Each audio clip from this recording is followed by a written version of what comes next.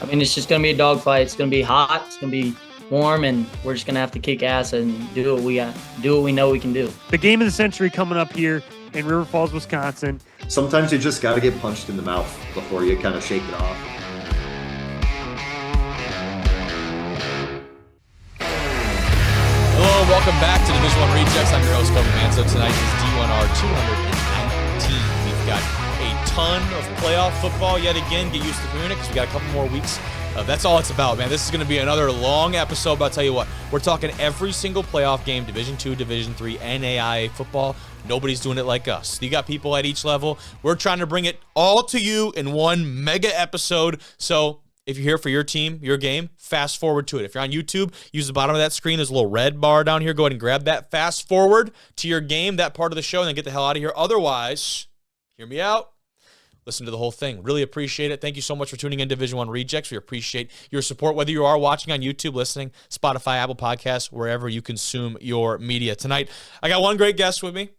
Keagan La Belle, the running back from Marian. He has been the catalyst of that Knights offense. They just knocked Dort out of the playoffs. They have a tall task this coming weekend traveling down to Florida to take on a Kaiser team that is red hot. So we'll talk with him before we get into things in Division II football. Drew and Tim are both back on the pod today. We're talking all quarterfinal football as we lead up into the quarterfinals of Division II football. We had some upsets in the D2 realm. 3-1 seeds that are still very much in the part of the conversation, but a couple unseeded teams that have made their way into the national conversation very late here in 2025.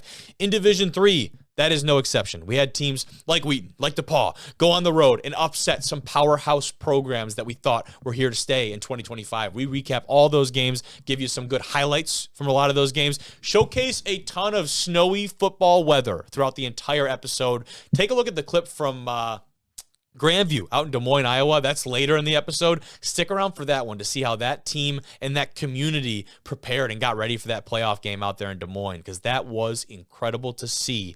And in the NAI, kind of the same deal. Ready for some quarterfinal football. We've got some really great matchups, a couple rematches from earlier in the season, but really good football across the board. Thank you so much for tuning in and checking us out, and appreciate your continued support throughout the 2025 season.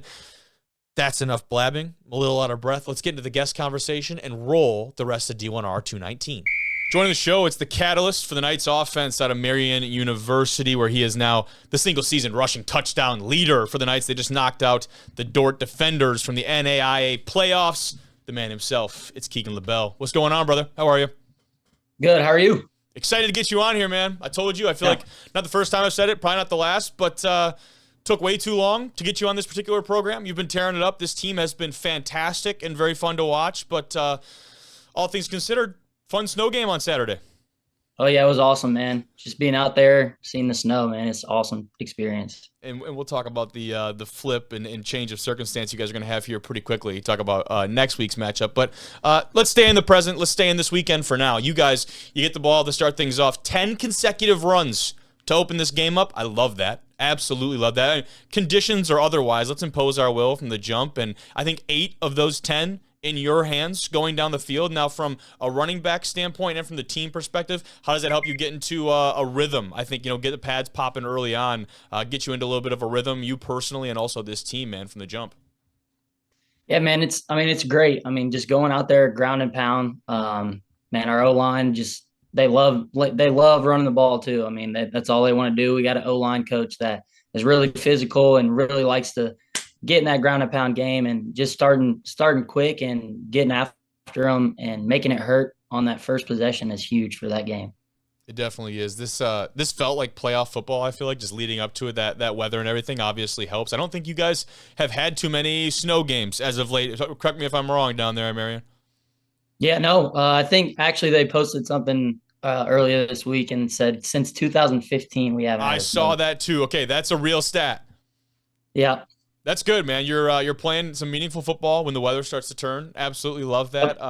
That environment, obviously a very fun one to be a part of. 2 pretty gritty ball clubs. Dort, obviously, I think I'm gonna say Midwest, like people's definition of Midwest is crazy different depending on who you ask. But a couple of Midwest gritty ball clubs. This game, though, the score might be a little deceiving if someone just looks at the box score, right? I feel like you guys, and again, I can say it, you guys were dominant in the first part of this. You're doing everything right. This game was 26-2 at one point after that big pick six, that interception return.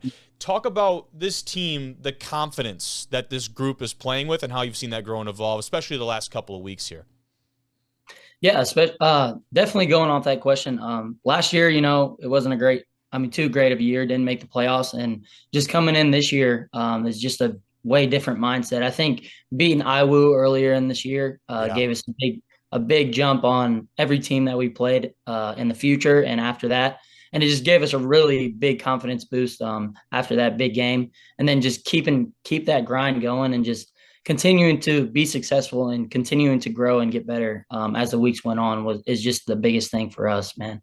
And you guys, we'll go back now. You lost your opener to a UIndy team that turns out pretty damn good ball club. If we're going to go back and look at the records and see how that team stacked up, I mean, they just lost a heartbreaker to Mankato in the second round of the D2 playoffs. That game was, maybe a shock for some people who don't know D2 football or don't know NAIA football. And I think there were some people, again, that maybe don't follow outside of their very particular personal sphere or bubble. Yep.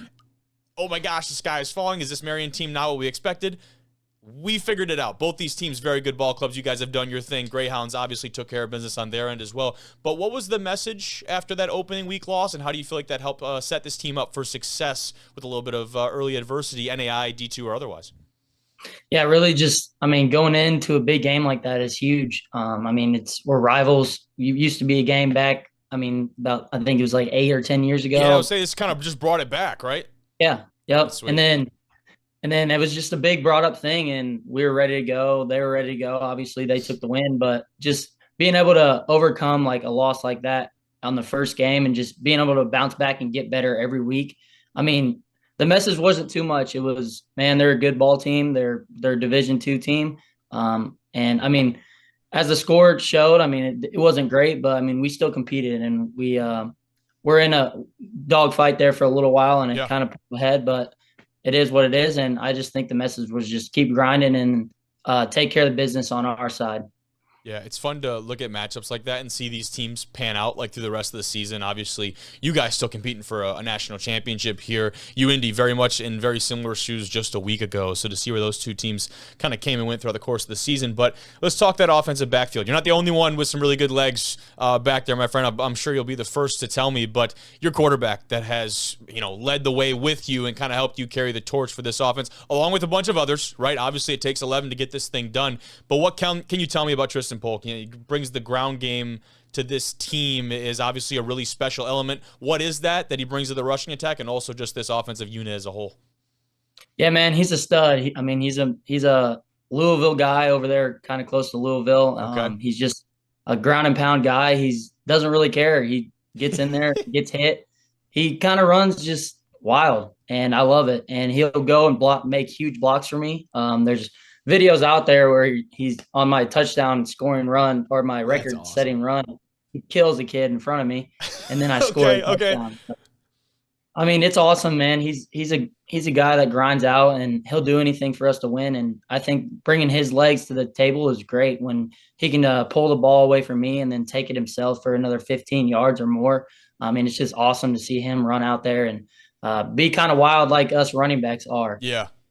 It takes a very specific individual and a very different mindset from the quarterback perspective, and every quarterback coach in America will tell you to slide or get the hell out of bounds, especially if you want to have a longer playing career. But there are a few, man, that are, hey, we're going to earn this. We're going to earn those 2 extra yards or get that first down, move the sticks, whatever that is. And obviously, ton of success for you this year, and that comes behind a solid offensive unit, a front 5 that has done some really dirty work there in the trenches for you to get some of those accolades, of course. But still got to have a dude that can tote the pill. You've done that throughout the course of this season. What is it about your game that you feel like really has taken the next step in 2025 and has really seen you at least been a big portion of that success and starting to crack into some of this potential you've gotten and reach that ceiling? Yeah, I think the biggest thing is just being patient behind the O-line. Sure. I know a lot of running backs coming into college and stuff, you just kind of go at it. You just get the ball and run. But it's a lot more than that, and that's what I've learned throughout my new coaching staff that came in about 2 years ago. Yeah. Our offense coordinator preaches being patient, burst through the hole, but be patient to the hole and then burst through the hole once you're there. And I think that's the biggest thing because those holes open up and then that gives me the opportunity to use my legs in open space once I'm past that big front five, front four, or whatever we have up there. Yeah. And I mean, it's just the O-line's great. And I mean, I think the weight room's a big part of it too. Just being put up good numbers and being strong in there, that definitely helps on the field too. Had a coach that used to say it was one of the two. It was either patient to fast through or slow to fast through. Like you said, get to the gap. You know what I mean? Like let that time to take that develop. And then once you get there, all bets are off. I mean, you take that thing, you go make a man miss or just put him in the ground, whatever it is. But obviously a big part of that. So love to hear that. For you guys, still very, very early in the process. We're recording this on Sunday night, but what do you know about this Kaiser team on Saturday you got to be aware of that the Seahawks obviously do pretty well? Yeah, I know they got a good front, good defensive front. They got a few decent linebackers out there. I think they're a beatable team. They played Iowa the first week of the season, obviously, and it was a close game. And I think we're going to watch some of that film. But obviously, it's the first game, so a lot has changed, and a lot is probably a lot different. So, correct. Just honestly, don't know much yet. We're going into meetings tomorrow night, and we'll get to know more about them. But I know they got a pretty solid couple D linemen that they got up there. So I'm ready to be prepared for that. What is that? What's the travel process look like for you guys this week? Yeah, so we fly out Friday. We don't know the time yet, but Friday at some point we fly out. Got you. I guess I thought it might be earlier on, but just get down there Friday, get a good night rest, and kick that thing off Saturday, huh? Yep. I thought it'd be earlier too, but hey, is what it is. Exactly. Control what you can control, dude. And you talk about you guys have had some really good success in that side of the conference. And you switched divisions relatively recently, I want to say in the last couple of years, right? Yep. And you've kind of dominated, I can say, again, you kind of dominated since you've made that switch. And this is a league and a conference that has experienced some change in the last couple of years. And Siena Heights now going down, Concordia, Ann Arbor, you lose that squad. These Midwest teams are kind of dropping like flies, man. Marian seems to be one of the mainstays and seems to, you guys have separated yourself, obviously, as one of the powers less than a decade removed from, talking like a national championship caliber type team. This team has, I think, a lot more history, and this program does, than people give it credit for. What is that sentiment around the building? And you have some of that, I want to say, maybe alum or different former player involvement to, shine light on some of that stuff for you guys, and maybe the guys who maybe haven't been on the program quite as long?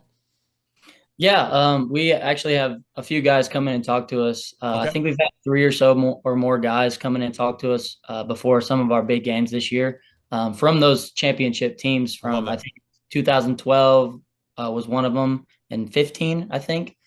But those guys just came in and talked, give us their feedback on what it looks like to be winners and what it looks like to go the distance. And yeah, it's really good to see them in there. And then we have another player.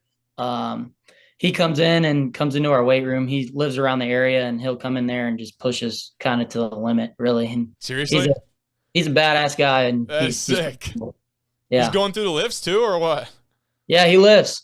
That's sweet. How far removed from playing are we talking? He's, I think, 5 or 6 years. Okay, that's respectable.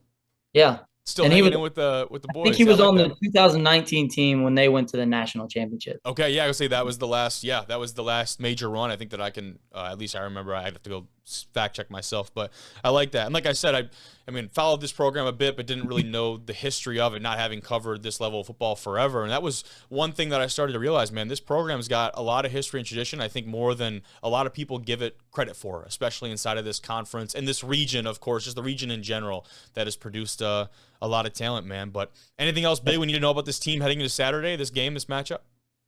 I mean, it's just going to be a dogfight. It's going to be hot. It's going to be warm, and we're just going to have to kick ass and do what we know we can do. You know, turn me up, nothing baby. I love it. Snow game down to playing in Florida a week later. Like, This is like sudden change, man. Sudden change, like a Yeah. turnover in all the best ways. You get to go down and have a total flip the script, play in their environment, and bring the can of whoop ass to them. I can say that. You know what I mean? But love this for you guys. You've been fun to watch, dude. I'm excited to tune in Saturday and see what you guys got going on there down at Kaiser. It'll be a good one. That team, like you said, they got a lot of things going for them right now, especially offensively. Everyone loves to talk about the weapons and firepower they have at those skill positions because that's what Florida football is kind of built on. But the defense has been pretty good this year too. So excited to see you two square off and looking forward to it, my friend. That's all I've got for you tonight. Awesome. Thank you. Yes, sir. Absolutely. Have a good rest of your night, brother.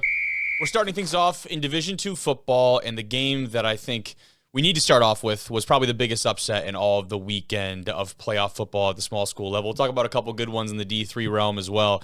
But fellas, the game of the week for me, this upset for this Newberry team over a West Florida squad that I think a lot of people, including myself, I'm throwing myself right in this boat, I thought this was the most talented team in the region. And to be honest with you, I thought there was a gap. I thought it was West Florida and everyone else. And now Valdosta, at the end of the year, of course, showed that the Argos were not this immovable object maybe that I had built up in my head, and they had some bumps along the road, but I just kind of figured that Coach Nobles and Stokes and company were going to figure this thing out come playoff time. Newberry, the Wolves come in, and they take down the Argos up 14-0 early on. It's one of those where you're checking the box score and the live stats. Did not have a chance to watch this. I was working NMU men's basketball on Saturday during all of the best football, but that's all right. Big dub for our Cats.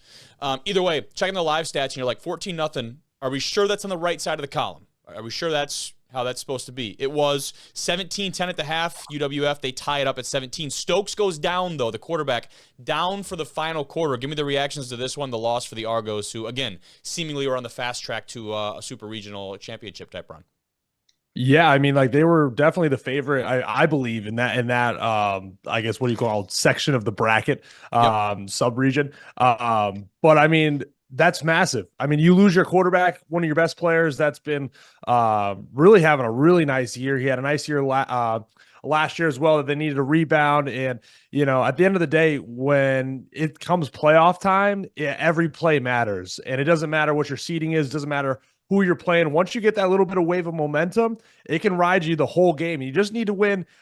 If you play a team 10 times, they win 9 of them, but you win that one, and that one is the one that matters, then that's all you need to do. And Newberry moves on. And what an upset there. You're right. I was checking the box score too. I was like, no way, because I was big on West Florida this year. Little miracle reference slide in there. Absolutely love that. And I don't want to get ahead of myself when it comes to the Marcus Stokes conversation. Still has a really good shot at the Harlan Hill Award this year for the phenomenal year that he's put on, statistically and also just in winning. That's an underappreciated statistic of a lot of these quarterbacks. But now I think, guys, unfortunately for this West Florida squad, the conversation around Stokes might actually change towards, is he going to stick around? You know, and I have no ears or eyes inside of that building. There might be a really good chance that he's told the coaching staff that, hey, I'm all in on this program, and I'm going to spend the rest of my college career as an Argo. I have no idea if that is the case or not, but just absolute speculation from an outside perspective. We're talking about a guy who had SEC level talent, Power 4 type talent coming out of high school, and he's shown that on one of the biggest stages in all Division II football. Can Coach Nobles and company retain talent like that on campus? It's not just Stokes, by the way. They got a talented roster that's full of guys like that, and that's become one of the biggest things in college coaching at any level. Can you retain the top talent? So not to take away from a very quality win. We'll talk more about Newberry in just a second, but I mean, talk about the challenge of keeping a guy of that caliber on campus. Yeah, Kobe, to be honest with you, you see what like Trinidad is doing at Ole Miss, and obviously they're in the news a lot this week, but there are going to be a lot of D2 players, especially at the quarterback position, because of the limelight and because of the spotlight that comes with being a SEC quarterback or a Big Ten quarterback, to where it'd be like, yeah, I want to pursue my last year and potentially make some good NIL and see what if I can do it with the big dogs, right? Like there are going to be a lot of people that see what Trinidad did and want to do that, right? So it's going to be very interesting when it comes to like West Florida and other schools. Like Ferris has to deal with it, and a lot of other schools where it's like, sure, you plan on having kids for 4 to 5 years when really you might only have them for 2, and one of those might be a redshirt year, right? Yeah. Like there are going to be things to where it's like it's not only going and recruiting other players, but it is recruiting your players at the end of the year when you have very successful seasons like this. And another, again, we're talking probably too much about West Florida and a loss, but that's a program that we might be talking about, a Division I program here in very short history. Look at the stadium and some of the funding and support that has gone into that, the powerhouse they're building down there in Pensacola. But let's talk about this Newberry team a little bit. We need to get to them. The Wolves, they balled out, but maybe not in the ways that you expect. And this is a team in Newberry, guys. They had the worst rushing offense in the entire conference in the SAC down there in D2. The worst rushing offense in the entire conference, less than 100 yards per game, and that was no exception this weekend. And sacks, of course, at the college level are going to deal a massive blow to the net rushing yardage, kind of final statistic for any Division II team. Again, no exception. Negative 32 rushing yards on the day for this Newberry team, and they go out and they beat West Florida on their own field. That's a statistic that usually teams really hard to overcome. They say running the football and playing defense translates to the playoffs. At least Newberry had half the equation on Saturday. Kobe, that just shows you that they know their identity, right? That they're a passing squad. Reed Sharp was a Sharpa. He has Sharpia has over 3,300 yards on the year, 28 touchdowns in the regular season. So I mean, they know their identity. So it's a dangerous team to run into in the playoffs because they know what they're going to do. They're a one-trick pony. They're going to throw the ball. This is kind of how I play Madden. You know, we're not running the rock. We're just running it all day. You know what I mean? So, I mean, it's a dangerous game. You can't stop the pass. They're good at it. So, you know, you got to, you know, just go with your strengths. I mean, we talk about that with Harding all the time of like, you know exactly what they're going to do. Now try and stop it. This might be the mirrored image of that on the other side of things and totally other opposite end of the spectrum. But Drew, what were you going to say? Yeah, I mean, Kobe, if you even think about it, we talked all last week about run the ball, stop the run. They ran. West Florida ran for 200 yards and lost the football game. Yeah, right. Like that. There's like a weird stat that like every special teams coordinator that I ever had told me, and where it was like, if you block a punt 8 out of 10 times, you're winning that game. Boom. How many times out of 10 do you think if you run the ball for 200 yards, you're going to lose? Like that's a credit to Newberry, right? Like we said, sticking to what they're good at. They did not run the ball for 1 yard net offensively, right? But 400 yards through the air and getting takeaways on defense, that's huge when it comes down to it. And Charpia spread the ball out really well, too. That was something that definitely noticed. And it wasn't with a very clean pocket. If you go back and watch any of this tape, he had to make a lot of those plays happen outside of the pocket using a combination of his legs and his talented arm strength as well. And so it was kind of a case of seeing both teams be forced a little bit one-dimensional. Of course, Newberry in the passing attack. West Florida, when your top single caller goes down, you're going to rely a little bit more in between the tackles and on that run game. And when their backup came in, they were able to move the ball, I think, pretty efficiently at different stretches. But obviously, you're going to lean on that rushing attack when your guy under center is not necessarily in the game. So Newberry, again, you talk about embracing that part of their game. How dangerous can Charpia be if they give him that clean pocket and that clean look? And spoiler alert, it's not going to get any easier moving forward to stop the pass rush, but that's got to be priority number one moving forward. And he took a lot of gambles, a lot of scrambles, but he was balling. And sometimes it's okay to have a riverboat gambler under center and to make some of those crazy kind of throws. I think those are some of the most endearing quarterbacks sometimes to watch and just say, man, throw this thing up. And part of it, too, is he's obviously got confidence in those guys that are running down the sideline or otherwise connecting with, a host of different Wolves on the outside. I mean, he got big-time completions to a bunch of different guys, had 4 or 5 different receivers over 50 yards on the day. So he's splitting up the wealth, and that makes it really hard to defend when it's not just a one-man show when it comes to this Newberry receiving room. Yeah, gunslinger mentality. That's I feel like it's a lost art in these days, right? Like you think of like Brett Favre and like a couple of older guys. We make fun of him all the time, but like Jameis Winston was like a gunslinger, right? Like he's going to let it loose. I feel like today, a lot of it's like game managers, right? So like, it is nice to see like, hey, I'm going to throw for 400 yards. I throw a pick or two, so be it, right? Like this is how we're going to win the game. Yeah, and their last touchdown came with just under 5 minutes left in the fourth quarter. That was kind of icing on the cake, and you go back to some big-time individual performances. Avery McFadden, Santry Jones for Newberry, both big-time takeaways through the air, 2 interceptions. That was a big part, of course, in the success, especially when you're talking about a game that's as close as this one, fellas. But we'll move forward, continue down in Division II here. We've got another top dog, so to speak, quite literally, that did manage to handle business, guys. But Ferris State, they come out to another slow start. Yet again, they're down 14-0 to Ashland. And again, I'm sitting on the sideline of this Duluth Wildcat basketball game glued to my phone because here I am thinking, what kind of graphic do I make if the Eagles pull this shit off? Because this is good. I'm getting way ahead of myself. It's the first quarter. I have no idea what I'm thinking. But Ashland, they're up 14-0. Ferris goes on a 49-3 run, and the Bulldogs pull away and take this. The biggest question from me to you guys, how much longer can they get away with this? Because of course, Harding is looming. However, you still got to take care of business next week against a quality Mankato team, and then we'll have some reseeding for the semifinals. We'll see how it shakes out. But I fast forward to Harding. You can't play from behind against a team like Harding because they will dominate that time possession battle and some other things. And Mankato very much could play in a similar fashion. How long can Ferris get away with this, and what do we see from the Bulldogs? I mean, I think, it gives you some confidence, though, to know that you can come from behind, right, in some games. I mean, that's honestly a quality that not a lot of teams have. Even the really good teams don't get opportunities to get behind a little bit, see what you got, make a comeback. I mean, they went on a 49-3 run. That's like a final score. Like, people don't score that in a whole game. So I think there is some good things that can come out of that. I think it can show that you can come from behind. It gives your team confidence. So if you go down 14-0 to a Harding, which is going to be a lot harder to come back from, granted, but you've been there before, and you have a little bit of confidence if you get in those sticky situations. Yeah, I will say, go ahead, Drew.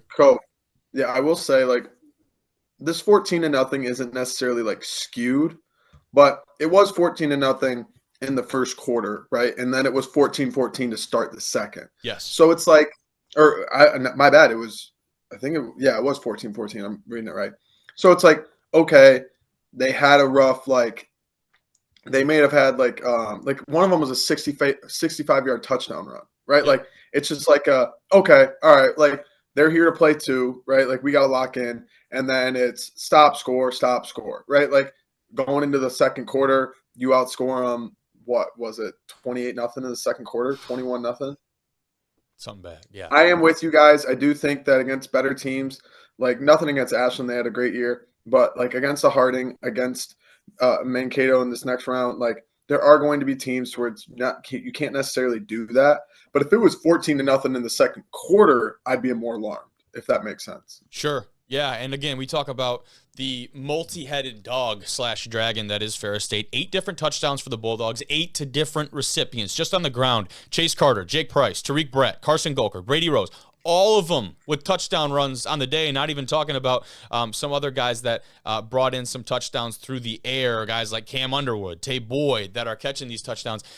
It's across the board. It's such a through and through effort from this Ferris team that we've seen step up to the occasion, I think, at every point along the case of this 2025 season. And another big question is, you talk about this is not the first quote-unquote slow start for Ferris, where they've been looking at the wrong part of a lopsided score in the first quarter or even the first half. We go back to games like Davenport and Northern Michigan. We talked about it a little bit. Is Ferris wearing teams down, where these teams, you know they're going to get their best punch when you play Ferris State? It's very easy to get up for the defending national champions and to kind of ignite that locker room and, hey, let's be the guys to go knock these people off. You know what I'm saying? But you're going to get their best punch. Is Ferris State just wearing these teams down? Because we've talked so much about the depth of this team and the veteran leadership and the very skilled, conditioned kind of line of scrimmage group they have, both offensively and defensively. Are the Bulldogs just wearing people down and really starting to show in the later half of some of these games?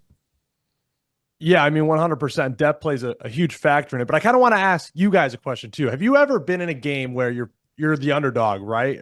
You're the underdog team. You're facing a Ferris State or similar type team that should be rolling you over, but you come out hot. You punch them in the mouth quick, and then you find out that it's actually harder to almost maintain the lead in the game than coming out and getting that lead in the first place, if that makes any sense. I feel like Ferris State kind of has that quality where it's like once you get up on them, you're almost playing on the you're kind of like playing way more conservative than you actually should.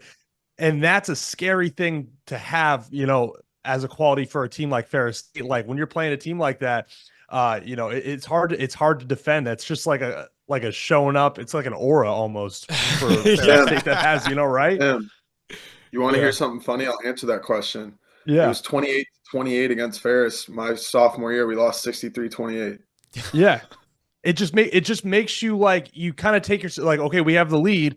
Now you're almost playing to not lose the lead instead of trying to win. It's a lot of mindset, right? It's a lot of mindset. When you're playing Ferris State, if you're Northern Michigan Wildcats, of course, I'll speak from this experience, you're playing literally with house money. There's not a single person outside of that locker room and building, outside of maybe loved ones, if they're kind of delusional, for being honest, that thinks you're going to roll out onto this field and beat Ferris State at Ferris State. Multiple instances throughout my time at Northern Michigan. And so you roll out there in the first quarter, you're like, what the hell do we have to lose? Let's go out here and hang a touchdown on them in the first quarter. And then let's see if and then all of a sudden you got the lead and you're like, didn't expect to be here, right? Did not expect to be here. Now, how do you handle that success? A lot of teams have not been in that situation before, and I think that's shown.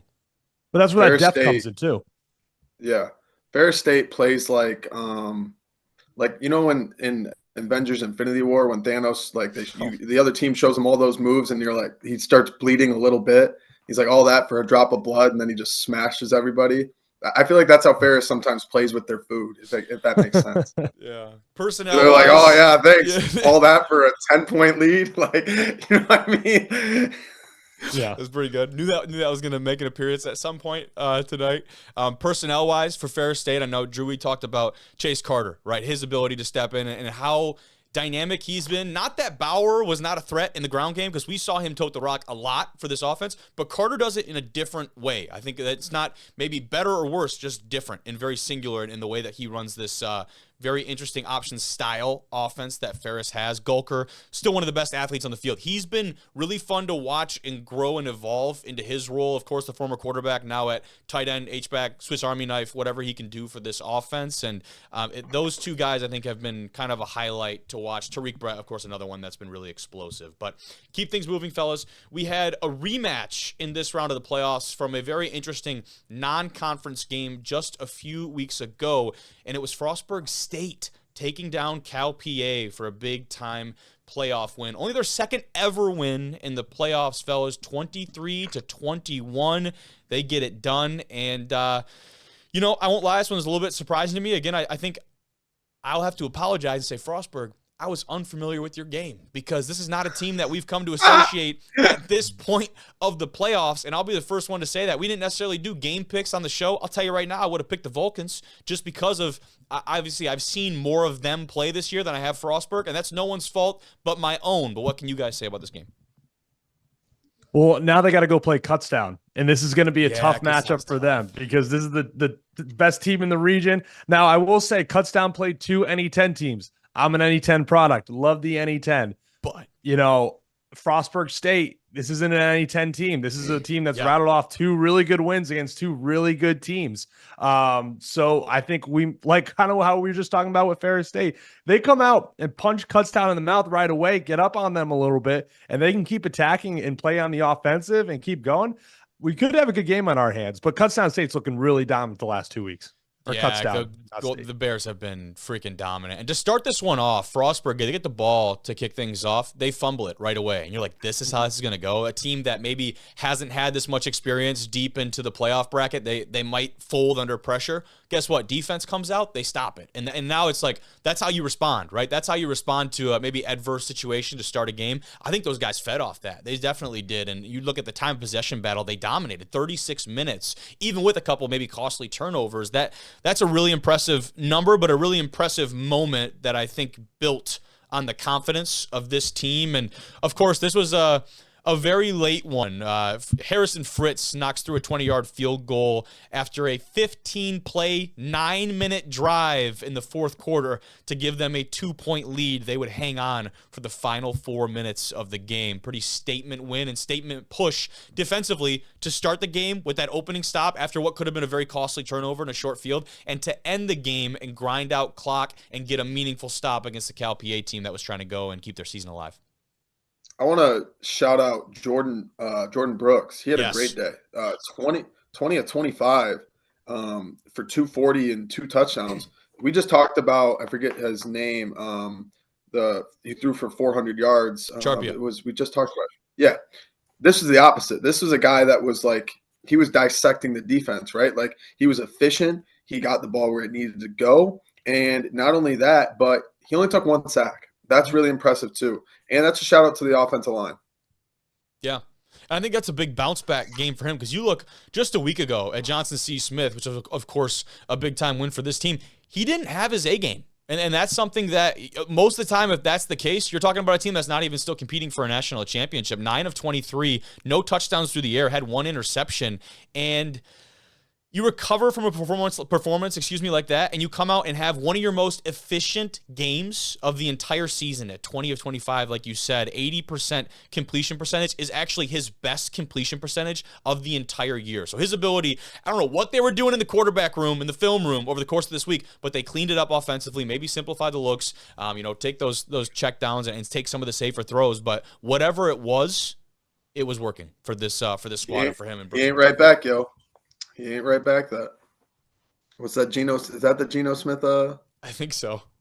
Coming. I ain't right back though. Yeah, I think it is. But yeah, obviously Frostburg, they have a tall task moving forward. Now, fellas, I got to watch the end of this one. I was thoroughly entertained. UTPB, they win an overtime thriller in Gunnison, Western Colorado, 21-15. The Falcons, they survive this one. And I don't even know if I would say survive, because at different points throughout this game, from what I could see and what I was able to watch live, it looked like the Falcons were dominant in a couple different phases of the game. The first thing that I will say, a lot of volume through the air for Gibson and this UTPB team, and maybe more volume in terms of just overall attempts than we're used to seeing from this squad. But when you're in these kind of top moments, Cannon has separated himself as one of the best in all of Division II football. Let's lean on him a little bit. They were moving the ball, kind of felt like at will. They just couldn't score. They couldn't punch it in the red zone. And so this game was very competitive for a long time to start things off. And then they get a safety, and you're kind of wondering, like, is this the way this game's going to go? It's going to be a gritty type football game. This UTPB team, they're down 15-0 in the fourth quarter. And from there, you could have an inflection point. It could stay like that, or you needed something to really give this team a boost. Well, that happened. Western Colorado, they fumble. It was a big momentum shift. This team capitalizes, overcomes. Yeah, you would not be able to tell like how close this game was if you looked at the stats. UTPB led 28-13 on first downs. They outthrew them 354 yards to 105 on passing yards, over 200 more yards in total yardage. But it was just sloppy play by the Falcons, that kept Western Colorado in the game. And then, time of possession, Western Colorado was pretty good with the ball. They held the ball for 29 minutes. And they needed a miracle at the end of the game. They needed to rely on their quarterback, and he got him back in the game. And, this was just one of those games where I think that UTPB was more talented, but they just played sloppy football. But, luckily they were able to rally in the fourth quarter and win this one. But it was a close game. I don't think they're going to be able to play that like that next week. Yeah, and Gibson is kind of like he's kind of like a junkyard, scrapyard dog watching this guy play. And he doesn't maybe wow you with some of the tangibles. The intangibles, obviously fantastic. And I will say, I've been impressed by his arm strength and some of his arm talent he's been able to show off the last couple of weeks. I guess I didn't know if I should associate those kind of traits with him. He's shown that he can throw the long ball. He can throw it quite accurately as well. That showed up. This guy and this defense also showed up for this UTPB team, man. Tristan Exline, he's one of the best defenders in the country. Still only a junior, 6'1", 215 pounds of dog. The defense, they held that talented quarterback, Drew Nash, to his worst passing numbers of the entire 2025 season. Only 105 yards through the air for a guy that's in the Harlan Hill conversation. Yeah, Cannon Gibson's running like Baker Mayfield out of the pocket right there. Yes. Playing like a junkyard dog with his swag. Yeah. But have a day, kid. Seriously. 354 through the air. Technically 94 on the ground, but net 71. Sure. Like, talk about, like, we're not going to say put your team on the back, because there was a lot of guys that showed up today, including wide receiver Jace Wyatt, 13 receptions for 99. Hey, no. I'm going to throw out Baker Mayfield. I'm going to throw out Amon-Ra St. Brown for 13 receptions. Okay. Have a day for Wyatt. But like this, like I'm going to reiterate what Tim said. There are going to be games where it's going to be like, man, how did we even squeeze that one out? We played so poorly, but we got it, right? And in this day and age, whether it's like March Madness or any type of postseason, it's just like, hey, we want to flush it, learn, but on to the next one, right? Mm-hmm. Like, you'd rather be the team that won 3-2 than the team that lost 2-3. You know what I mean? Like, it doesn't matter how good or bad you played. Survive in advance. Exactly. 100%. 100%. And this is a team now you're talking about UTPB that has gone into some hostile environments. They have not had the luxury of hosting a lot when it comes to the playoffs. This team has gone into some hostile environments and come out with some very statement wins. And of course, as it gets going, it doesn't get any easier for them. We'll talk about all the potential matchups as we move forward with the rest of the slate of games here, fellas. But the next one that we have to talk about, this Harding team.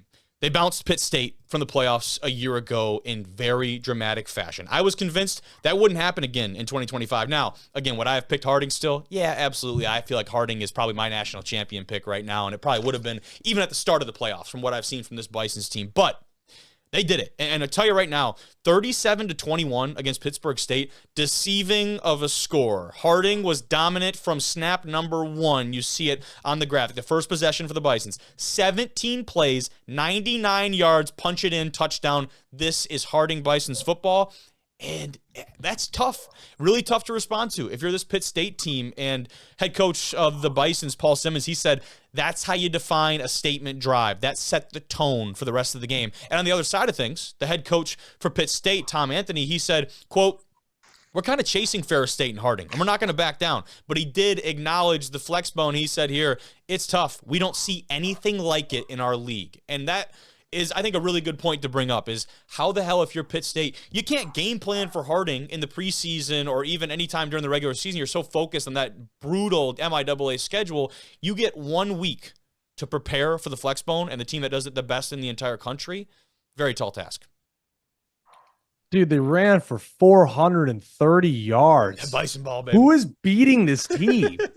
Who is beating? And they're running the flex bone. Yeah. Like, dude, come on. Like, I was watching, Thanksgiving football, obviously NFL, and I was watching the games this weekend, and it was apparent to me, it's like the teams that can control the ground game, can control the clock, you minimize turnovers.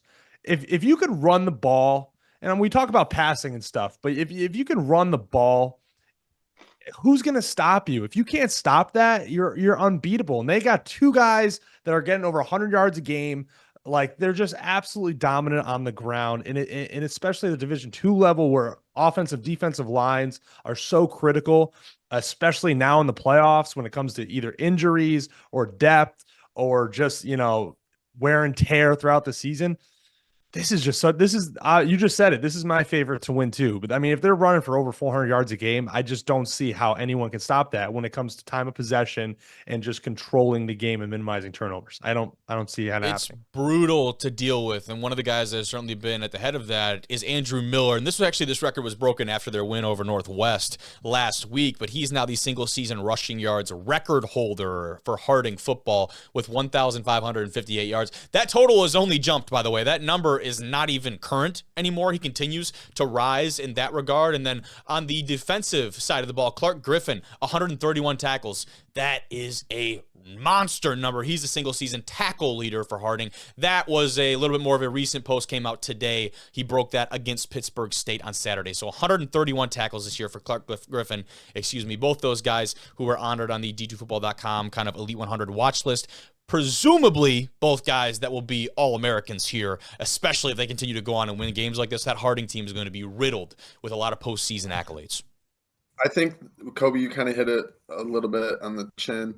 But like Kobe would even get this, and Tim, I'm sure you experienced it too, as far as like being an athlete. Like Kobe and I in high school had this one team that ran the veer, and they were the only team. It was Rochester Adams, only team in the league that really ran the veer, and it was so difficult and so complicated that week of practice to like, all right, this is going to be different from everything we learned all year. Like lock in. Now let's go to like college Division II level when it's Harding, and it's like even worse, right? Like there are reasons why like all of a sudden you'll check a score and Navy or Army is close with Notre Dame because people aren't used to an offense that they don't see every week. And Harding has perfected this. Like a 99-yard drive to start the game for them, that is so demoralizing as a defensive player.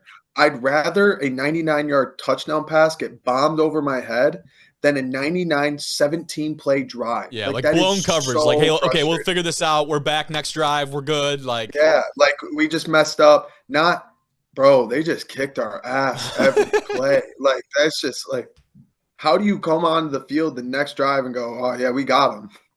Yeah. And you know what, dude? Like, a couple weeks ago, I was at the UConn Duke game.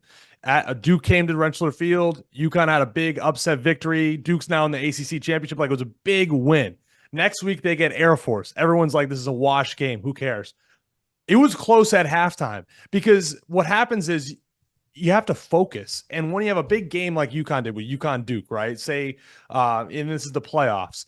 When you get a team like Air Force or Harding that's running these option flexbone offenses, that defense has to be so dialed, so locked in. If I'm Harding right now, I'm honestly practicing some passing out of it, because when you play a team like Ferris State, who can kind of match up well against it, if they play Ferris State down the line and they stop the run, they're not getting what they need. Ferris State's going to put all their energy into stopping the run. If you throw a couple of dink and dunk passes out of that formation, it's going to catch them off guard. So I'm throwing that in the playbook now. I'll tell you what, it's in there, Tim. And the best thing about Harding, too, when they throw the ball, it ain't dink and dunk. They're taking shots. And Cole Keelan, those boys, they do it very well. And they haven't, to your point, they haven't really been forced to show their hand so far, I think, at this point in the season. And we've seen it for only a couple of times. I think it was a crazy stat. They've only trailed for like less than 15 minutes total in the entire course of 2025. But obviously insane. The toughest football for them is still very much ahead of them. I think we're gonna have them forced to show their hand a little bit when it comes to the passing attack. The last thing I will say about this one is that Coach Anthony from Pitt State, he did also emphasize that how broken the D2 football playoffs are still under regionalization, that these two teams have to meet early in the dance. And while I do agree, it'd be different if this game was as competitive as kind of some people thought it was going to be. Like, Harding rolled. I honestly think at this point in the game, there's a select few couple of teams that really would have fared any better. And so I do agree in the fact that, this Division II playoff, and who knows, I'm not the one that has all the answers. There's still a lot of things to be worked out. I think all levels of football are still very much figuring out the playoff format as it constantly grows and evolves. But, that statement might have rung a little bit more true if this game was a one-score, two-score contest, a true one- or two-score contest, and not maybe a late score to make it more interesting. But either or, not my place to judge there. But let's move forward here, fellas. And I got to watch the end of this one as well as I was catching up on some of the early start games that closed off, guys. Albany State, 3 games, 3 wins for the Golden Rams. It's tough to beat a team twice in football in the regular season. We don't see that happen too often. How about thrice? These two teams played 3 times, once in the regular season, once in the SIAC, the SIAC championship game. Now, in the second round of the playoffs, the Rams get the better half of the Tigers at every step along the way. Watching this game, Benedict, they go down and score, try and tie this thing up late with a 2-point conversion, throw to the kind of the right side of the end zone, right pylon, back left pylon. I'm trying to bring it back into my head right here. And DB, classic, facing away from the ball, has no concept of where that ball is, kind of making an educated guess, gets kind of a forearm to the chest. I thought immediately, okay, they're going to get another crack at this. That's a PI, waiting for the laundry on the field. Fellas, it did not come. The flag never showed up. There was no yellow. It was a lot of shocked Benedict players standing and looking around. From me, and again, my potentially unbiased, I have no horse in this race standpoint, that's PI all day long. But again, they let them play, and I think that was a big part of that, is they let calls like that go by the entire day. So like it or hate it, it did feel pretty consistent with what they had going on. At a juncture of that point and that stature in the game, though, I think we need to reach to the belt. I don't know. It was a tough way to finish, a tough no call that I'm sure people will be talking about for quite a while, gents. Are you guys a fan of the refs taking charge towards the end of games there, or do you like letting them play it out? Because we saw it in the Super Bowl a couple of years ago, and I'm not a big fan of the refs getting that was bullshit. Situations. That was bullshit. That was horrible, and they took advantage of the Lions against the Eagles to it wasn't. Hey, we weren't scoring, but I want a shot. Yeah. No, I'm with you. There's this rhyme or right reason, right? Do we do it now? Do we not do it now? We haven't done it all game. But if it's blatantly obvious, like that Saints game against the Rams, all those years ago, if it's blatantly obvious, throw the flag. And for Benedict, you got to feel a little defeated here, right? We talked about losing 3 times. That sucks to one team. Who's going to be circled on their schedule the next time they play. And that margin of victory got smaller every meeting. Every time. And Kobe, if you were to say, here's that, I guarantee their coach is saying this. We scored 3 times. They scored 2 times. but we can't kick field goals 2 of those 3 times, right? Like that's the Amen. game. That's the game. Yeah. It definitely Kobe, is. do we have a video of Obviously, this? really happy for this this Albany State team. They go on to the quarterfinals, which is the 4th time in program history, the first time in more than a decade. And it's not to say that this team did not deserve this win. You look at the box score and watch the way they were able to move the ball at different parts of the game. This Benedict offense was stagnant, I think, more times than they needed to be. And, of course, the field goals, not being able to put those in, punching those for 7 or for 6, respectively, in the end zone is tough. 21 first downs to 8 in favor of ASU. You look at the time possession battle, 36 and a half minutes for the Golden Rams. They outgained Benedict by a margin of more than 2-1 on the entire day, and it's just a lot of things stack up in a way that makes you think like Benedict definitely deserved to win this game. Now, both these teams admittedly struggled on 3rd and 4th down. You know, you're talking about a combined, if I can do math here, Albany State combined 3rd and 4th down, 3 of 16. Benedict, 3 of 15 on the day. Just sloppy offense when it mattered most, when it came to moving the sticks and converting. But that's what happens when it's a 14-12 ball game. Obviously, you're not going to have much of breakout plays. Yeah, and if I was reading this right too, Albany State let up about 6 sacks, I believe. Benedict got 6 sacks on him. Am I reading that right? That is, yeah, I'll have to double check that. I know I saw a few of them, but I didn't get to watch the whole game. But I think you're right on that. That's not great either. That's just sloppy ball. Kobe, do we have a video of this pass interference call? You know, we can make our own judgments here. I wish I could. If it wasn't on ESPN Plus, yeah, I'd pull it right up. But that's kind of the problem with Classic some of this. Plus. You guys definitely go take a look at that. Make your own kind of what's it called? Your own judgment, right? But yes, Benedict was in the backfield the entire day, right?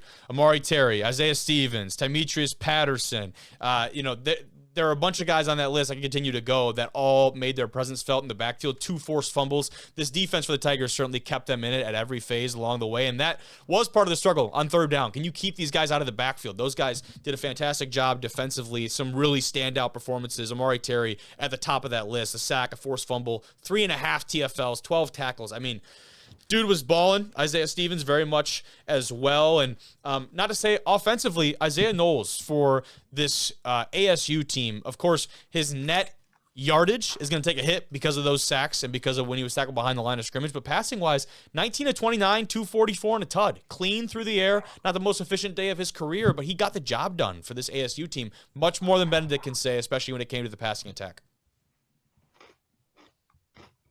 And finally, talking about this team, guys, 12 wins, the most wins in a single season in Albany State history. Kudos to the Golden Rams, that squad, what they had been able to accomplish in 2025. And again, the road doesn't get any easier, but this is a team that is probably the most underappreciated 1 seed in that super region that I have seen in my short stint of covering Division II football, a team that has earned the right to be atop that region, and they have proven it to quite a lot of folks the last couple of weeks. So shout out to the Golden Rams. They continue to get the top results, boys. But moving forward, a couple more games to talk about. Let's talk about the Mavs a little bit. This is a Mavs team that is made for the playoffs. Minnesota State, they're showing their playoff pedigree in 2025. 35-27 win over UIndy. And right off the bat, guys, we talked about UIndy getting over the hump of beating a non-GLVC team in the playoffs. That win over Truman, fantastic.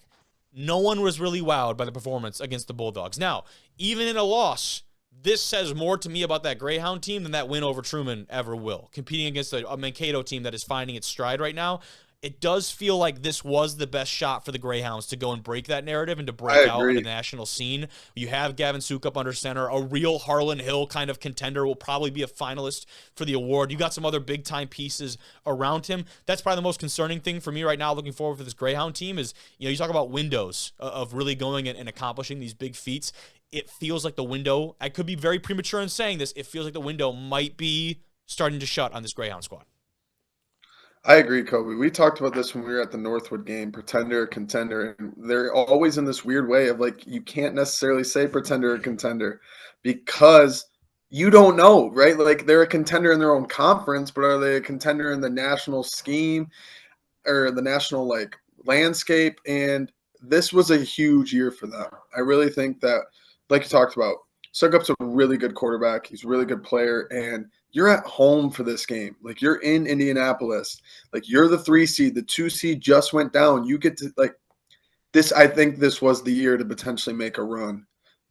That is the tough part, and Sukup's had a hell of a year, and what he's done has been really fun to watch. This is a Mankato team that we had seen maybe split the load a lot when it came to the quarterback conversation, and we saw it in person when they played at Duluth and lost a heartbreaker to that Duluth team. How far this team has come in the grand scheme of things, not a very long time, even though that was the beginning of the season, only in week 1 or the second game of the year type deal. But let me tell you something. At the time, it was Mitch Thompson, Max Sims were kind of splitting the load there. Mitch Thompson has stepped up, man. He has stepped up in a big way, and of course, Sims has not. We haven't really seen him maybe in as many games. He hasn't had the same volume, but this Thompson kid, he has stepped up and played very well. And watching him has been fun as of late because, like the rest of this offense and this team, feels like they're getting hot at the right time. And a guy that I think embodies that, someone we talked about a lot in the preseason, Drew, Marcus Hansen. He's been flying under the radar. He transfers out from Bemidji. He lands at Harding for just a couple months in the spring, gets out of there, comes back to the NSIC, but it's not for the Beavers. It's for Mankato. And everyone's freaking out about this addition for the offseason. Rightfully so. This is a big-time player, former conference defensive player of the year that is now back playing for kind of an in-conference rival, if we're being honest. He flew under the radar for the first part of the year. This week, though, he reminds people why he was such a massive pickup for this Mankato team. 8 tackles, 3 sacks, and a big part of why Minnesota State was really playing bully ball, at least in the first half of this game. Yeah, and Sam Becker also had a really good game, probably his best game of the year. 119 yards on the ground, 2 touchdowns as well, added another touchdown receiving through the air, 47 yards. So put up a nice little fantasy game there. Looking to next week, Minnesota State taking on Ferris State. What do we think? What do we think, boys? We don't get ahead of ourselves yet. We'll talk matchups here in a minute. I gotta give flowers to Edmund Okansi from Mankato. He's the one that picked off Sukup's final pass there to seal the deal for Mankato, because this was really a tale of two halves. In the first half, Mankato was kind of doing it their way and at the expense of the Greyhounds. Second half, this is a team from UIndy that we knew could fight back in a big way. They're very much known for some explosive plays. I mean, they started the game off with almost an 80-yard touchdown. They claw their way back into this thing in a very quick fashion.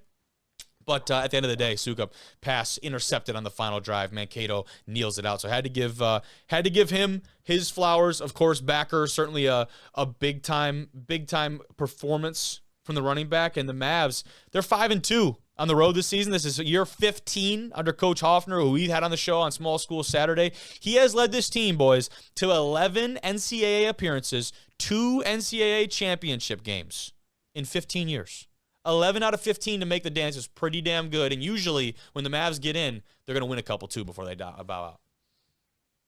They got that pedigree, right? Like, I don't necessarily see them as a front-running team. 100%.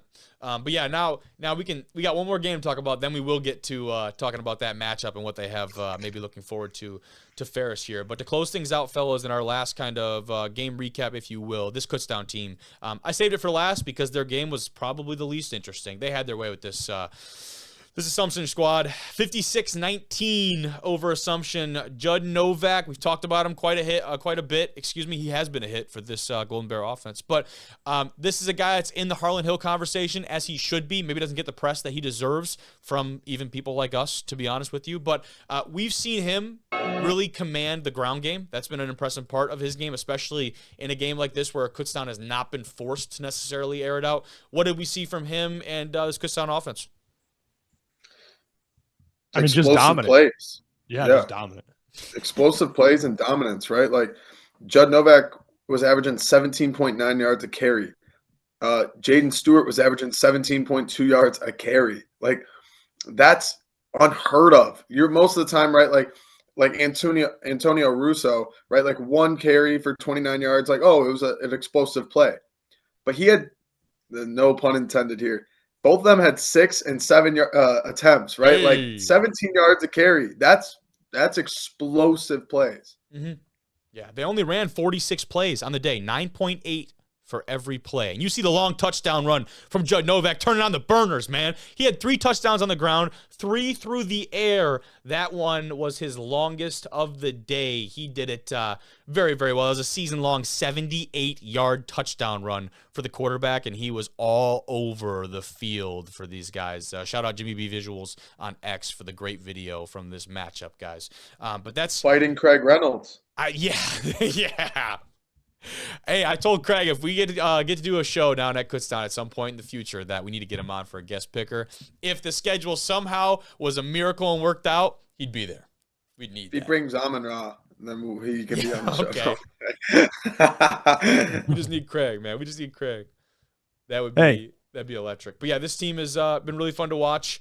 And now they take on the MEC champion, Frostburg State, for the right to represent Super Region 1 in the national semifinals, guys. So, close it off here.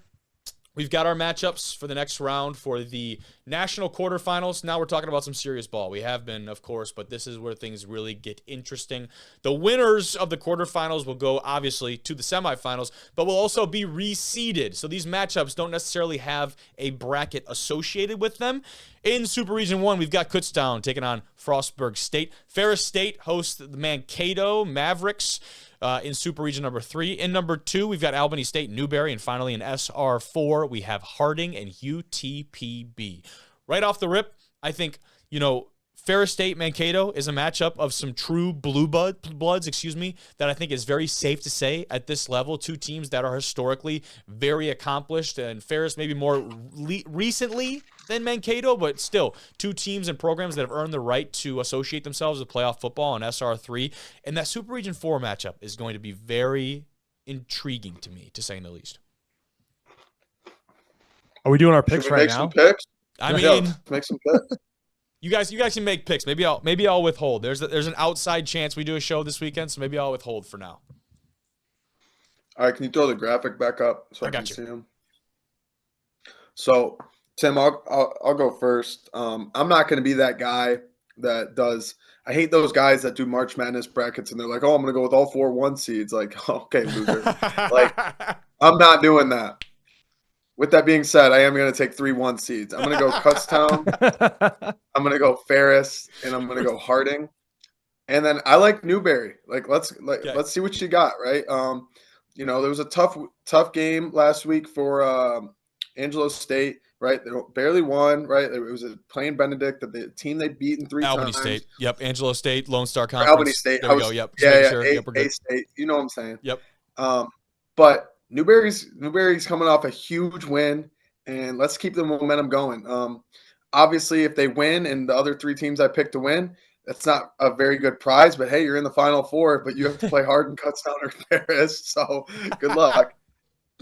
Yeah, those 3 definitely felt like the shoo-ins heading into the dance. No surprise that they're all very much in the conversation. Minnesota State, Frostburg, Newberry. I think those are all kind of, I'm not going to say shocking, but definitely kind of surprising to see them at this part. Of course, Mankato was probably my dark horse pick when it came, them and Valdosta, when it came to the playoffs in terms of 2 teams that kind of, quote-unquote, backed into the playoffs, right? But we knew had that pedigree to play at this point in the season. So to see Mankato here, definitely not a shock. But for Frostburg and Newberry, man, somewhat unfamiliar territory. They are playing with a lot of confidence right now, which is huge. Bodes well. Yeah, I like Newberry in that game. I don't like how Albany State let up 6 sacks last game. I think that is, if they are going to be letting up those kind of plays, those kind of defensive stats, I'm not a big fan of it. I think Newberry is going to win that game. I'm going to go with you, Drew. Harding, Ferris State, Kutztown. I think those are pretty solid. I do think the Minnesota State, Ferris State game is going to be a lot closer than people think. Okay. But I think Ferris State is just too dominant. Harding is too dominant. Hopefully we're wrong. We see some fun action, but I don't think you can beat those. I really think, and Kobe, you're obviously more knowledgeable than myself. What is the criteria when they do make that Final Four matchup? Like, would you say it's more likely to see Kutztown and Ferris, or Harding and Ferris, or Harding and Kutztown? That is a great question. And just judging off of maybe playoff resume alone, which is not what I know for the record of what they do. I actually don't. I'd have to look it up, Drew, to be honest with you. I'm not like very well versed in the committee and how they decide those things. But if we're going off just playoff resume alone, and again, there's still a very important game to be played before this. So these could very much change. But you look at the first 2 rounds of the playoffs. Harding right now, I don't think anyone Kutztown, of course, has dominated both times. I really think Harding and Kutztown might have the outside chance to host these 2 games, which is crazy. But I don't know. How do you leave Ferris? How do you not let Ferris State host a home game? The more I say that out loud, the more stupid I sound. So who knows? Whatever you do, if you're the committee and you make these seeds, one of those 3 teams is going to have to travel for the semifinals, and that just it doesn't sit right with me. Maybe we need, I don't know, but there's no solution to that at all.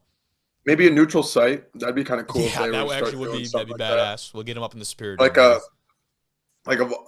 No. Ain't nobody going up to the Superior Dome at this time of year. Man. Come on, man. But like, if all of a sudden, like if they had to like meet in the middle and it was like at Ashland or something like that, I'd be like, all right, that's pretty cool. You know what I mean? That would be nuts. That'd be ridiculous. Yeah. But yeah, big time picks. Quality stuff tonight, fellas. I appreciate you guys. All right, as crazy as it is, we had more playoff football in Division 3. Of course, D3 football, NAIA, working in kind of a system of buys. Division 2, no longer. You're the 1 seed. Guess what? Strap it up. You're playing week 1 of the playoffs regardless. But, fellas, D3, still going to buy. We had a lot of good football this weekend. A couple big-time upsets that I think we have to start off with. I think that's probably the most appropriate thing. Let's kick it off. Talk about this Wheaton team, the Thunder. It strikes in Iowa 28-24. This Wheaton team who we had talked about, very proven inside of and outside of the CCIW. You schedule some of the toughest teams in the country. You knew you were going to play North Central. You go out of your way and schedule Mount Union. And guess what? That game, pretty competitive. Maybe changes the way we look at the Thunder and how they approached that out of conference and early scheduling in their season. This is one of the more proven teams heading into the playoffs, and they proved it in Waverly. Well, boys, as you know, obviously I live in the state of Iowa, so I got to see this storm start on, I believe it was obviously Friday night. And so it was coming down. And obviously we're looking at it right here, right now. I mean, it was coming down. It was maybe one of the most snowy games of the entire weekend. And don't let that distract you from the fact that I think, Wheaton may very well have been the best 2-loss team in the entire country coming into the playoffs. Of course, there's a couple teams that would like to say something about that, but I really thought there was a chance that Wartburg might not make it as far as they had. I saw them in person earlier this year, but man, credit to Wheaton. They came in, as a pretty pass-heavy offense, top 10 passing offense in the country. Credit to them for still being able to throw the ball for 228. But man, what a condition. I mean, I just love looking at this thing, man. Holy cow. Yeah, you saw that fumble, that kind of ridiculous play that almost like bounced out the back of the end zone. That's how this game felt at every kind of turn along the way. I got to watch the end of this one, and to be honest, I left watching the very end of this game very impressed with how Wartburg was able to handle the late game situations with throws just like this, and it's batted up, batted away. Great play by this Thunder defense. Nobody's trying to play hero ball, go up and pull down an interception. 2 hands on that ball, knock it out, 28-24 dub for this Thunder team. And boys, watching the final moments of that, as I kind of said in the D2 segment, I was working basketball on Saturdays, so I didn't get to watch like the majority of this game, got to watch like the 4th quarter of it. And when it came down to it, of course, Wartburg, not necessarily a team that we associate with airing out the rock, especially in conditions like a snowstorm. I was very impressed with the Knights, what they were able to do and get themselves in good position to even have a shot at a Hail Mary like attempt like that. But also kudos to this Wheaton team, man. They went out and they showed it on the road against a top caliber opponent in a game where a lot of people counted them out before they even got on the bus, guys.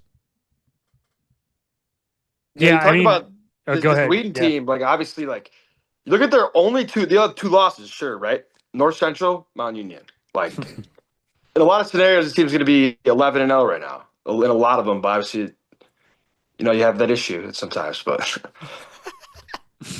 I hear you. That's what good teams do, though, Kobe. Right? You come down the stretch, like the teams that have the most experience, the teams that are just straight out the best teams, they handled those late game scenarios the best. And honestly, both these teams handled the late game heroics, really well. Obviously, Wartburg didn't make it work at the end, but man, what a game between these two. 100%. Mark Vercucci, the quarterback from Wheaton, 19 of 32, did have an interception through the air. No touchdowns necessarily in the passing attack. Had a decent game on the ground, a couple carries as well. The ground game for Wheaton, not necessarily anything to write home about, just over 112 yards total. But it was Whit Jewett. 9 catches, 113 yards. He led the charge for that receiving room. And, of course, some very big individual efforts on defense for this Wheaton squad. Had a forced fumble and a sack from Peter Johannek, and a couple other guys that are making their mark known from this Thunder team as they move forward. And, again, as all these teams, as we know, they got a big challenge coming up, but this is a really, really proud moment for this Wheaton squad that their head coach was on the Around the Nation pod that I had the chance to listen to earlier today and get into the whole thing with Pat and Greg, the boys. But fun to hear from him and this team and learn more about this squad and how they approach these kind of circumstances, right? Because, again, a team that has played against playoff caliber teams, have they found themselves in this role very often? And the answer is yes, they're starting to become a little bit more of a mainstay in postseason football. Wheaton certainly trending in the right direction. And one of those losses that Wheaton suffered throughout the course of the regular season was to the Purple Raiders from Mount Union. They were rolling in this one, boys. Still alive is the Purple Power. 49-7 win over a Muhlenberg team that people, maybe myself included, thought would make this a little bit more competitive than it turned out to be. Yeah, I was not expecting this one to be the snoozer that it was. It was 35-0 by halftime. The Purple Raiders scored a touchdown on their first 7 drives. Just pure dominance from start to finish in this one. That's now 33 years in a row with a opening round victory in the playoffs, but they don't care about that. They want the national championship. Facts. Just a box to check off. Like, they really don't care about winning a playoff game. Like, they just let's get the big one. Jimmy Martin, fresh cut and fresh takes here on D1R. Yeah. Yeah, Mikey Maloney's a dog, continue to be a dog. You know, I picked Wheaton to beat Mount Union early in the year, but that was absolutely all for nothing. But Mount Union, absolutely unstoppable. They did have the advantage. They didn't have to play in the great leveler that is the weather. Yeah. I remember turning this game on early, and it was already like, you know, like Jimmy said, 35-0 to start the game. And I was like, all right, going to go to the next one. What other games can we watch here? But, you know, you saw, you know, a game like North Central where the conditions definitely affected the Cards a little bit. Now, obviously, didn't end up making a difference in who won that game, but you saw early, I was like, oh, 10-0. Like, look out now with we'll talk about that here in a second, but it looked beautiful over there in Alliance. So, but I mean, yeah, like Jimmy said, they do not care. They are on to bigger things here. Yeah, the offense. We do not care. I was thinking the same clip. I came into my head immediately. I'm not gonna lie. Is that a Tomlin? Is that a Tomlin clip? We do not care. We do not care. Of course. This offense looked beautiful. Maloney, 22 of 25, 302, and 3 touchdowns. Man, his favorite target on the day was Davion Grant, 8 catches for 140 and 2 touchdown grabs for 6, respectively. And that's big-time performance, big-time connection. We've come to associate that with Maloney and this offense, and they do it in all 3 phases. We know about that, and like you guys said, unfortunately for us and kind of fans of D3 football, fans of good football, maybe enjoy it if you're just watching the Mount Union portion, but yeah, kind of a snoozer in terms of the actual game and result. This next one, though, certainly not the case. DePaul, they go on the road. They are the only team successful in knocking out one of the WIAC this week, fellas. They take down Whitewater at Perkins, 26-23. The Tigers, they move on and advance. And as our good friend Parker Olson was very quick to point out on Twitter, fellas, as I load up the tweet, the Warhawks have had a little bit of a rough go as of late when it comes to playoff football, boys. He says here, in their last 3 visits to the playoffs, UW-Whitewater has lost 1-score games by throwing an interception on would-be game-winning drives. Yikes. Oh, this is actually the first time I'm seeing the tweet and hearing that. So that is tough to hear, boys.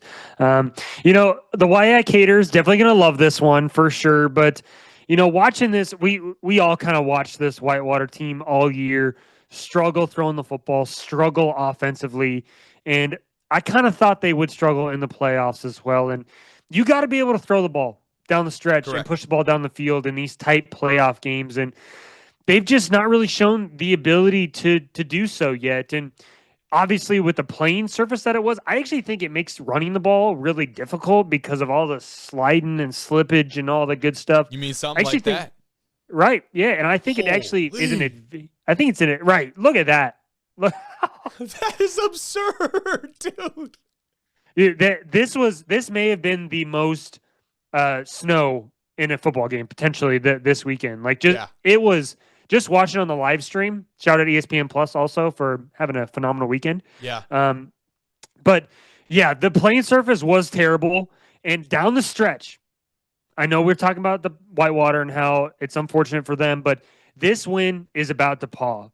These guys made the tough catches down the stretch when they had to be made. We've, of course, been talking about the Ballantyne Bros all year. This weekend was no different. Yep. But all these guys, like there was receivers make it. There was that tough catch. I think it was a double catch, or I think it was tipped and made a tough play down there in the red zone. And man, what an exciting time it is to be a DePaul Tiger. You're getting that $80 million facility, and you're winning a playoff game, baby. They definitely did, and this one was as competitive as it gets, even going into the fourth, right? Tied up at 17 apiece. How about an 8-play, 77-yard drive? Evan Pitzer, that catch, the one that you talk about, bobbles it, hauls it in, right? That's a big-time one. Falls backwards in that back corner of the end zone. First career receiving touchdown. Come on. That's awesome. I did not know that. That's incredible. I mean, just reading from the recap, like first career receiving touchdown for him. It's what a incredible time to do that. So 23-17 lead because the PAT was blocked. That ended up maybe kind of being an interesting part of the game, interesting part of the score. But this is a really massive win for this DePaul team, right? You weren't able to win the conference. You had the newcomer that came in, John Carroll, that we'll talk about pretty shortly here. But this is a monumental win for this program. This was DePaul's first road victory in the NCAA championship play in 5 games. So they have struggled historically, at least in recent history, on the road to pull off statement victories like this. That narrative very much changed this weekend, and they handed the Warhawks just their 7th postseason home loss in 51 games. I did not realize that. Whether or not this is the Whitewater team of old or not, that is a phenomenal statistic. Incredible. And we talk about the Ballantyne brothers. I'm going through the game notes here. Ballantyne, Robbie, that variety, he moves his season total to 88 catches, 5 on that day. That ties the DePaul record held by John Stevens in 2001, and DePaul's road winning streak extends to 12 games. I mean, dude, they got stats out, everything on this DePaul deal. But all that to say, very, very important win for this DePaul team, and a win that I think changes the narrative about this team and about their ceiling moving forward, Jets. Don't count them out the rest of the way. I mean, they just won at Perkins. Not a lot of teams can say they've done that. I mean, that stat that you just read off. I mean, it's stupid. I want people to realize how crazy that actually is. Yeah. No, 100%. And the team that took down the Tigers in the regular season, John Carroll, they've been looking dominant, man. 35-6 over a Randolph-Macon team that I didn't think were capable of a loss of that caliber. The Blue Streaks have been rolling, and that is not coming to a stop, at least not to this juncture in the playoffs. No, not at all. And, you know, I maybe counted John Carroll out a little bit early in the year just because you know, anytime you jump ship, you know, and go to a new conference, I'm always a little, you know, why are we doing that? But they've been awesome so far, and this was an absolutely statement victory again. But you know, we'll preview it, we'll talk about it. But where did that lead you? Yeah, back to me, right? back to Mount Union, baby. So whether you like it or not, your season goes through them. But shout out to John Carroll, man! What an awesome victory for these guys. Just an incredible win for them. It definitely is. The scenes from John Carroll after a massive win over a Randolph-Macon team, again, that I just didn't think had the capacity to be beat in that way. John Carroll has shown that throughout the course of this season. You talk about going through conference play. They have, not that it's been dominant against every team inside of the conference, but this is a defense that has corralled that RMC rushing attack to a very, very high degree. And at the end of the first quarter, that John Carroll team is only up 7-6, right? This is a competitive game to start. It wasn't necessarily a snooze fest in the first half. This is going to be a competitive ball game. Even going into halftime, 14-6, JCU is up, and very much still within striking distance are the Yellow Jackets, but that's where in the second half this team went and separated themselves. Nick Semptimhelter, 31 completions on the day for 262 yards, 3 touchdowns, did have the 1 interception, but him and Montgomery have been one of the best duos in all of Division III football when it comes to that connection on the outside, and they did everything right. I feel like they did everything right, and a lot of teams coming off a bye week, you don't expect them to come out that way, and I know the head coach from Wheaton talked about that in the pod earlier. They're on the Nation podcast of, a lot of teams benefit from having the rhythm of playing week in and week out. John Carroll, you don't see any slump from them having a bye week. I think that's very real. Yeah, and one of the craziest stats for me of this game was the total amount of plays in offense that Randolph-Macon had. 29 plays, boys, and 41 yards of offense. Hey, hell of a day punting. 6 punts, 258 yards punting. That's that. Come on, bro. To the 1 punt by John Carroll, but 29 plays is absurd. That's not a lot. I mean, that is 44 minutes of possession compared to 15 minutes. Mm-hmm. I mean, that is belt to ass. I hate to say it, but that's belt to ass. Goodness gracious. Oh my goodness. Yeah, no, it's and I think, there's even some quotes here, like they didn't even expect this game to be that one-sided. You know what I mean? And that's something that, of course, you give a lot of respect to your opponent going into a game like this, and you don't expect it to maybe get as nasty as it did. But that's just the way that this game panned out, and sometimes you have some shock factor type games along the playoffs. And now, like you said, we're going to have a John Carroll team that no matter what conference they're in, they're going to have to go back and play this Purple Raider squad. I know that's marked on every calendar down there. But here's a shot of the team following that big-time win, and not after the win necessarily, but at practice. But I love this shot, dude. Just an awesome group of dudes. A little bit more of some inclement weather there. This is playoff football, man. I'm going to find as many snow pictures as I can and find a good way to put them in the show. Keep blasting them, baby. I love it. There's been so many fun and awesome pictures that have come out from the weekend. Correct. These next two teams, unfortunately, Seth, I think we might have to break the streak. Damn it. We're talking about Texas's team, and it's not Hardin-Simmons, boys. Trinity, 34-24 win over this Hardin-Simmons team. So much conversation about Hardin-Simmons and UMHB, and rightfully so. Those are two programs in the ASC down there that have been dominant and have been at the front of the conversation when it comes to D3 football down south, and they've had their bouts, of course, going bar for bar, band for band, so to speak, in the regular season, a win and a loss, respectively, for both those squads. Trinity has been the team that has been slept on the most. They reminded people that they're still very much a focal point of Texas college football. It's actually kind of strange to turn this game on and not see any snow after turning in all these games and seeing snow. But what a tough loss early for Trinity, right? A lot of people counted them out. A lot of people said this team is potentially dead. But what a job by Coach Urban to get these guys to 6 straight wins, including an upset victory over Hardin-Simmons in the playoffs. That's incredible. That is absolutely incredible. Also, shout out to these guys' social media teams. It's absolutely fantastic. Both photo, video, and graphics. These guys do a fantastic job down there.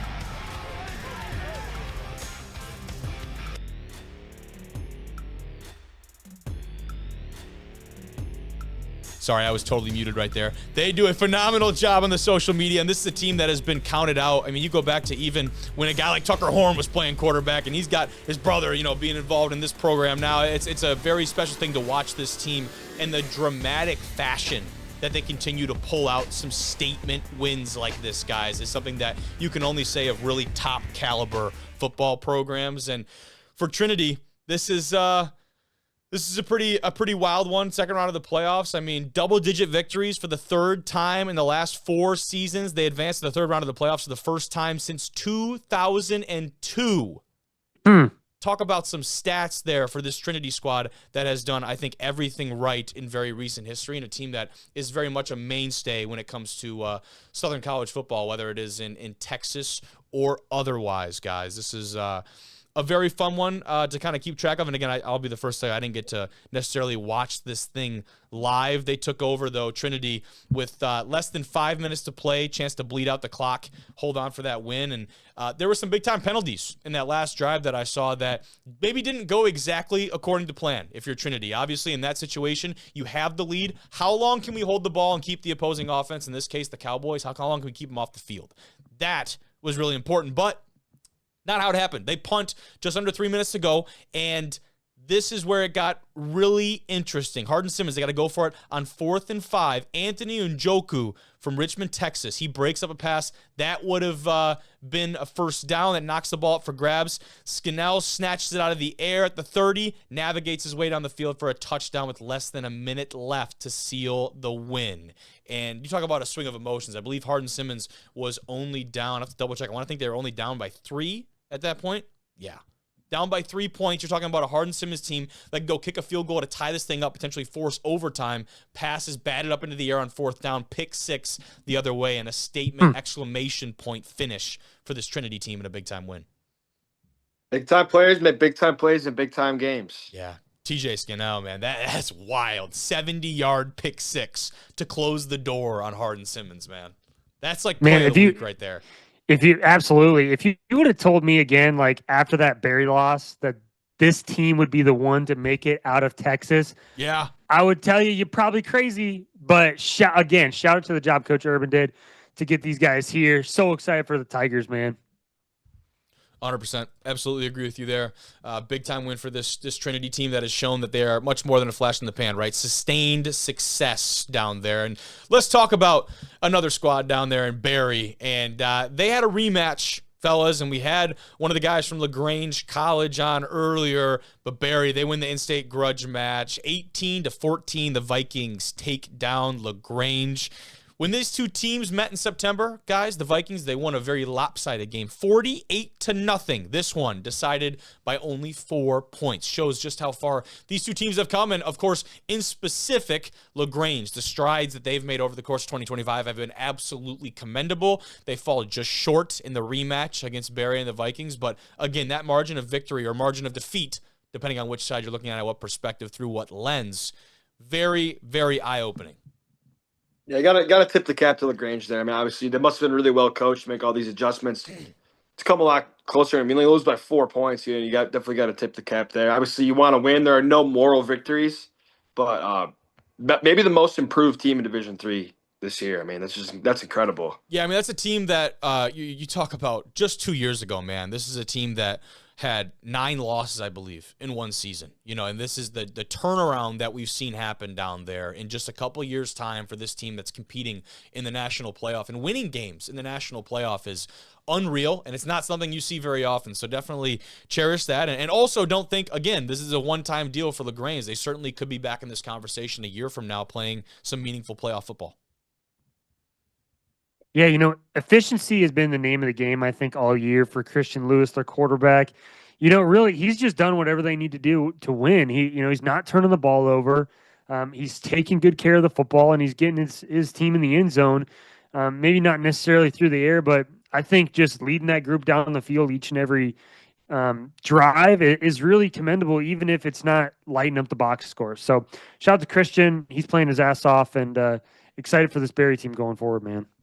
Yeah, Panthers had a shot in this one. They got down approaching kind of the 2-minute warning, drove down to the Barry 11-yard line, but a PBU stopped that drive short. And, from there, Barry needed a first down, seal the game. They got it. Clock expires, and this thing rolls on, man. So fun that we get a rematch. I think most of the time I'm kind of against those rematches, but this is kind of a fun story. I would say LaGrange was up 14-8 at halftime, did not get on the scoreboard in the second half. Got to play, obviously, a complete 4 quarters there if you're the Panthers and company, fellas. Let's continue, though. A little bit more Midwest in our football talk. St. John's, still very much a contender with a massive win over Monmouth. 49-15, the Johnnies are still dancing.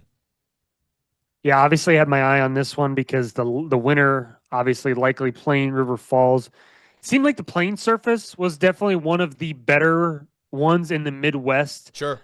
Obviously showed, they put up 557 yards of offense in the snow, including 430 in the air, which is insane, to say the least. And here's what I'll say about this St. John's team. And you got to play who's on your schedule, right? That you are playing who's on your schedule. And every team that they have played so far this year, other than Bethel, they've absolutely dominated. So it's kind of hard to tell like what they're all about this year. And they haven't necessarily strapped it up against a bunch of teams that are very, elite in our country as far as Division III goes. But nonetheless, like they have just played their schedule. They've dominated all year long, specifically through the air. Trey Feeney's absolutely dicing these teams up. Obviously, he's turned the ball over a couple times in this game, but they keep humming, and they're a dangerous team, and they're one of the mainstays. Like if you are familiar with Division III football, especially in the Midwest, like you should know about St. John's football. You definitely should, man. And this is a team and an offense that we saw at maybe towards more closer to the beginning of the season. Talking about that Bethel game where Feeney has obviously surfaced and kind of been the guy for this Johnny's attack, where, Dipben are very much still part of the conversation, but not getting that 50-50 split that we'd seen in the past. And that was kind of the conversation after that Bethel game is, do you really go and endorse one of these guys? Is one of these guys going to be the man for this offense? Feeney has stepped up to the task, 6 touchdowns, did have 2 interceptions through the air, which obviously in this margin of victory where the offense was doing so well, didn't come back to bite them. But to see him step up and take the reins, obviously when you have 2 quarterbacks, a good thing to have that happen necessarily. But he's not the only one that had a big-time performance. On the outside, the All-American Dylan Wheeler, 10 catches, 144 yards, including a program playoff record 4 touchdowns in their win in the second round of the playoffs. How about that, gentlemen? Wheeler has done it every step of the way for this offense, and he continues to impress in the postseason. And again, if you think about postseason football with St. John's, like that goes back pretty far now. Like that's Correct. A long time coming, and to break a record, like this dude is incredible to say the least. But breaking a playoff record for St. John's feels like breaking like a national record a little bit. You know what I mean? Yeah. No, I absolutely hear that. And Johnny's on defense had some big ones as well. Weston Hoyt with the 68-yard return on the interception. That feels like kind of a big play in the game. Of course, Will Peruka, another interception, so some takeaways for that defense. Aiden McMahon, Landon Danner, both kind of leading that defense respectively when it came to just tackling the ball carrier, man. But a lot of momentum rolling up into this game against River Falls. You want to talk about momentum. This is a team that never laid off the gas on Saturday. 58-7 win against Chapman at home. And, of course, the travel for Chapman, certainly a tough part of that. Playing in conditions like this, you got to imagine pretty tough for the Panthers. But this ain't California anymore, man. That was a tough game, and I think it really shows the gap and helps River Falls make their claim that they are one of the best in the country, man, as if people didn't believe that already. You got a big one against St. John's coming up this weekend, but tell me about that Chapman win. Anytime you go into a playoff game for River Falls, which has never happened while I've been alive or been a part of that team, but you're nervous, right? As an alum, as a friend of that program, you're always a little nervous. But man, you go from practicing in California, playing in California, to go playing playoff football in a blizzard. That feels like mission impossible a little bit, I think. And I think those Panthers were a little shocked at the weather, to be honest with you. And that defense, man, they continue to be incredible. They've just continued to get better and better and better and better. That defensive secondary has obviously gotten a lot better. And what the world? Sorry about that. And but that defensive line, let me tell you, they are just out physicaling teams left and right. Cody Curtis, Clefstad, those guys are incredible. As far as the Top Gun offense goes, what more do you want to say? Put up 500 yards of offense in the snow, no big deal. Jake Hilton, obviously still playing really well. Blake Rohr, the former basketball player, continues to be electric. And, I shouldn't have started naming off all those guys, but they're just going to keep getting better, man. They're going to keep getting better. And this is potentially the game of the century, right? The game of the century coming up here in River Falls, Wisconsin. I'll be in attendance. So excited. But, man, I'm like giddy. I don't even know what to do with my hands right now. Yeah. This is a game that River Falls should win. They're 15-point favorites on the Hanson ratings. Wow. Like, I know. I will There's be like a giving little, like, there's like a no monkey bulletin on board their backs. material. I will be There's a giving no little- bulletin board material to anybody on this podcast. But No, I'm just saying, like, there's 15. there's a monkey they have to get off their back in River Falls, obviously, like getting deep into the playoffs. But this is a game they should win. Like, this should not be like, oh, like this is almost like David and Goliath. Like, that's how good River Falls is. jeez. Wow. It's a 15 That's point wild No, to say, Jimmy Jim. came on here 15 with a point You freaking take that back right now. agenda. You take that back. This is a game. You stop River it. Falls should win this game, flat out. They should win. You heard it there They Don't should. take the rat poison, boys. Don't take the rat poison. That's rat poison. David and Goliath is crazy, but that Especially after like we got our asses kicked by that. Well, but a 1-score game in 2022. Obviously, a much different team, but two different teams. But all right, this UW lacrosse team, right, or the No, not quite yet. Not quite yet. A game that did very much feel like David and Goliath, this NCC squad. I'm talking about North Central, of course. They're still looking for a true test, boys. The Cardinals have been absolutely rolling. Whoever's been laid out in front of them, of course, in 2025. And I think the biggest thing you have to look at, when you look at North Central's schedule, you might say, oh, 38-6. Yeah, it's a blowout, but I've seen uglier. North Central is not a team to go run up the score on people just for the fun of it. I don't think that's part of their DNA and their culture and what they have going on down there in Naperville. If North Central wins by 20 or by 30, that to me is as good as a 50-point win for anyone else, to be very honest with you, because I just don't think that's in their DNA to go run up the score on people. With that being said, could they have scored 2 or 3 more touchdowns in this Hanover squad? Probably. I think that's pretty safe to say. Jimmy, what can you tell me about that defense, though? So let me tell you this: North Central only giving up 6 points, obviously, but I will say Hanover, it was 10-0 at halftime. Like, Hanover's defense also looked really good in that first half. You don't just hold North Central to 10 points in a half. Correct. Like, that's a hell of a performance from those guys. That is a hell of a performance from Hanover. And I mean, I don't know if they could have ran it up, obviously, because that snow was like brutal, obviously. And if you only score 10, you score 28 in the second half, but yeah, I don't know. I don't know if they could have ran it up. I don't know. Just Hanover was conditions. Really solid conditions definitely playing a big. I mean, they look, were really it's a freaking solid blizzard, dude. You know what's bad when they start shoveling the lines specifically, just so you know where you are on the field.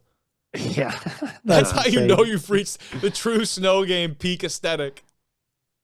Yeah, but I'm pumped for this rematch with lacrosse next week, though. That's gonna be a really good game.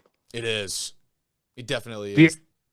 Yeah, I mean, you look at, again, like we've talked about it a little bit so far, but that lower left-hand quadrant of this bracket is potentially maybe the most loaded overall, because you got the 2 WIAC schools, you got North Central, you got Bethel, who's playing really well. So I'm excited. Again, I'm excited as well for this one, man. Like lacrosse, we're going to talk about in a minute, but they are still a very, very good team, even though they, obviously didn't win, the WIAC this year, but still a very, very good team. But North Central, man, like, again, they've just been dominant in every single game. Like, what more do I don't know what else to say with these guys. Yeah, obviously. I'll tell you this, what's really encouraging is their offense can do it in both ways. We've seen North Central be able to grind out long possessions, even in a game like this, a long, enduring possession where they go down and march down the field and punch it in from the 1-yard line. We've also seen them be incredibly explosive, right? Just in this game alone, of course, Garrett Wilson, we've seen over the course of this season, and his top targets, Gogna on the outside. Those two had connections of 31 yards and 46-yard touchdowns. And those are big-time explosive plays that when you go back and look at this thing and you say, Hanover won the time possession battle 35 to 25 minutes in this thing, that's because if North Central got the ball, they're scoring that thing almost immediately. It felt like at certain points of the game, obviously not every possession, but this team and this offense has been able to do that. And I think, you score at will on some, of course, but they've had the ability to be explosive in that way. And we know, if anything about the North Central Cardinals, they can score at will. They can do it from a variety of ways. So it's very encouraging to see the offense can do both. They're not reliant on the big play, but they also know how to really drag this thing out and put their foot on the neck of the opponent. That's what good teams do, man. It is, and you want to talk about scoring at will? Not necessarily the case for this next one, fellas. Lacrosse goes on the road. A win is a win is a win is a win for this Eagles team at Hope, the Flying Dutchman. 9-7 final, gentlemen. This was a gritty, grimy game, exactly what we've come to associate with this time of year. And again, gritty and grimy. No scoring in the first half at all. The first touchdown came off a Gabe Lynch run in the third quarter with about 6 minutes left. The man himself, Michael Stack, knocks a field goal through in that third quarter. And then Hope would get a touchdown on the board with about just under 4 minutes to go and had a 2-point game. So you have an opportunity, but just not enough for the Flying Dutchman. They fall here to the Eagles. Yeah, there's a lot of snow angel opportunities here in this one, like we've seen a lot across the country. You know, actually, I saw CBS Sports actually posted a video of it. It's actually really cool to see some like crazy national attention on that. So that was really awesome. But yeah, good things happen when you feed Gabe Lynch. You know, in a game like this, it's snowy, it's cold. You feed your workhorse, and the guy ran for 93 yards, touchdown. Yeah, it's sweet, man. It's a great shot right there. On the road too, you know, you're taking over, you're running up the hill. Yeah, that is awesome. No, that's sick. No, yeah, you got to say, like, this lacrosse defense also stepped up big time. Our boy Chris Powell with 2.5 TFLs. Love that. For the Eagles. So that was big. So, yeah, once the cat, always the cat, CP. So, nice game, bro. Nice game. I do love that. And, yeah, I mean, again, you go back to, like, yes, is there something to be said that other teams maybe had better offensive outputs and better performances in, you know, adverse situations and environments this weekend? Yes. There's also something to be said for a team that controlled the game for the most part, took care of the football, and did a lot of things right and is able to win some of these grimy games. You allow only 65 yards on the ground for this Hope team, and neither of these teams have more than 250 yards of total offense. So like I said, pretty grimy, but again, both of them taking care of the ball. That's what's really important in a game like this where every possession matters. Lacrosse did a very good job of that. Haas at the quarterback spot has done a good job of that, even when he gets desperate and they're playing from behind. Like a game like Platteville, like we got to see in person where he was kind of scrambling for his life. He's good about that, taking care of the football. They needed that. They got it on Saturday. They win, they advance, and you're rewarded with your top challenge of the season. Yeah, and I know Haas missed some time. It's good to see him back. You know, you want the best players playing in playoffs. You don't want to see, you know, necessarily, you know, guys that aren't your starters playing. And yeah, man, he is absolutely. I mean, he's so efficient with the football. He just does not make those dumb decisions. And you know, shout out to the Eagles. Excited for this one next weekend. Absolutely. And we want to talk about rematches. We got another one here, guys, out east, so to speak. And it was the Riverhawks this time coming out on top. Susquehanna, they get their revenge over the Captains. And the final score here over Christopher Newport is 42-28. Week 4, Captains take down Riverhawks, and kind of a surprise type game. When you talk about this Susquehanna team, the trajectory they've had the last couple of years, we've talked about the offensive backfield, how talented guys like Ehrlich and Lamons are in that backfield. And Susquehanna's performed very well in the playoffs. They've got more experience in the postseason in recent history maybe than the CNU team. That showed a little bit on Saturday. Again, 42-28. No lack of offensive firepower. Riverhawks get ahead 14-0 early. CNU tries to claw their way back in a little bit. And, you know, Connor Berry has been a guy this year. Him and Colin Hart hook up 68-yard connection. That cuts the lead to 7. But from there, I think it got out of the hands maybe a little bit. Susquehanna starts to pull away by multiple scores, and I think Newport didn't really have the firepower to catch up, and the defense just couldn't stop Riverhawks when it came down to it. What a fantastic season, you know, for Christopher Newport, obviously, as well. You know, Conference obviously champs. didn't necessarily make a deep run, but they made their run, and you know, exactly like you said, conference champions. Definitely, we talked about them a bunch, right? So they had a good year, and but Susquehanna, man, like I know they took that loss early, but they are so hot right now going into the third round, and they're going to be dangerous going forward here, boys. They definitely are in all phases, dude. And Ehrlich, you know, we know he can sling it, and he's quick on the ground. We don't necessarily associate him with a lot of rushing touchdowns. He had 3. He had 3 rushing touchdowns in this one. That's a career high for him. Threw 2 more for the Riverhawks, so very multidimensional in that way. 3 interceptions for this defense.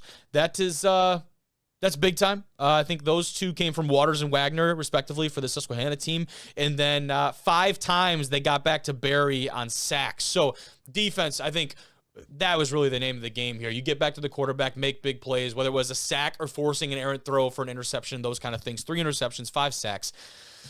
tough to win if that's the numbers you're giving up. Yeah. Well, fellas, couple more to continue here. A lot of D3 football. I mean, a lot Love of it. D3 football. Inject it directly into my veins. Yeah. Here's a team.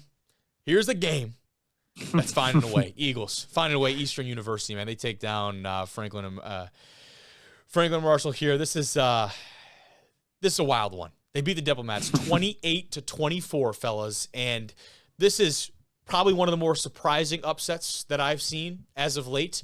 And I love the fact that this Eagles team is getting hot. We're talking about a team that is so fresh and so new to this scene that they deserve the right to call out those lousy D3Football.com panels. None of them gave the Eagles a chance to take this win. Oh, wait a minute. Did I pick them to lose by 28? Oh my God, Kobe, you get what are you thinking here, man? Obviously, anytime you put your thoughts out on a weekly basis, this happens. But what was like the mindset going into this one, man? We're talking about a Diplomats team here that has been so red hot. The receiver is, I got a receiver over there that's one of the best players in the country. They got an offense that's been clicking on all cylinders. You got an Eastern team that hasn't even been a varsity program for very long. How are they going to come out and perform against a quality opponent in the playoffs? Kind of told me, what I thought, all I needed to know. Guess what? Put me on notice, put me on watch, because this Eastern team came out and showed up. 28-24 dub. That is a statement win for this team, dude. One of the most impressive wins that I think I've seen in my short time covering D3 football. And it all starts and finishes with Brett Knabb, the quarterback. He's been with this team through the highs and through the lows. He shows up on the biggest stage that this program has ever seen. I mean, that's a pretty easy thing to say. He had the career day as this team moves to 10-1 on the season, guys. Knabb finishes through with a meager 5 of 7 through the air for 46 yards, but 37 carries for 194 yards and 4 touchdowns on the ground for the quarterback of this Eagles offense. That is how you show up on the big stage. Your leader takes over, and not to overshadow this defense too, by the way, that had a couple big-time takeaways, forced a couple fumbles, and did a lot of things really well, but yeah, I mean, I couldn't have been more wrong about this team, and I've never been more happy to be wrong in my life. Let's say that. Well, let's just look at Logan Hansen ratings. They were a 22-point dog. Wow. Okay. They were, so you're not far off though on the spreads, but you know what that doesn't account for? Bunch of dogs going into the Diplomats to have a little tea party over there. I don't know. That's probably not even close to where that is, but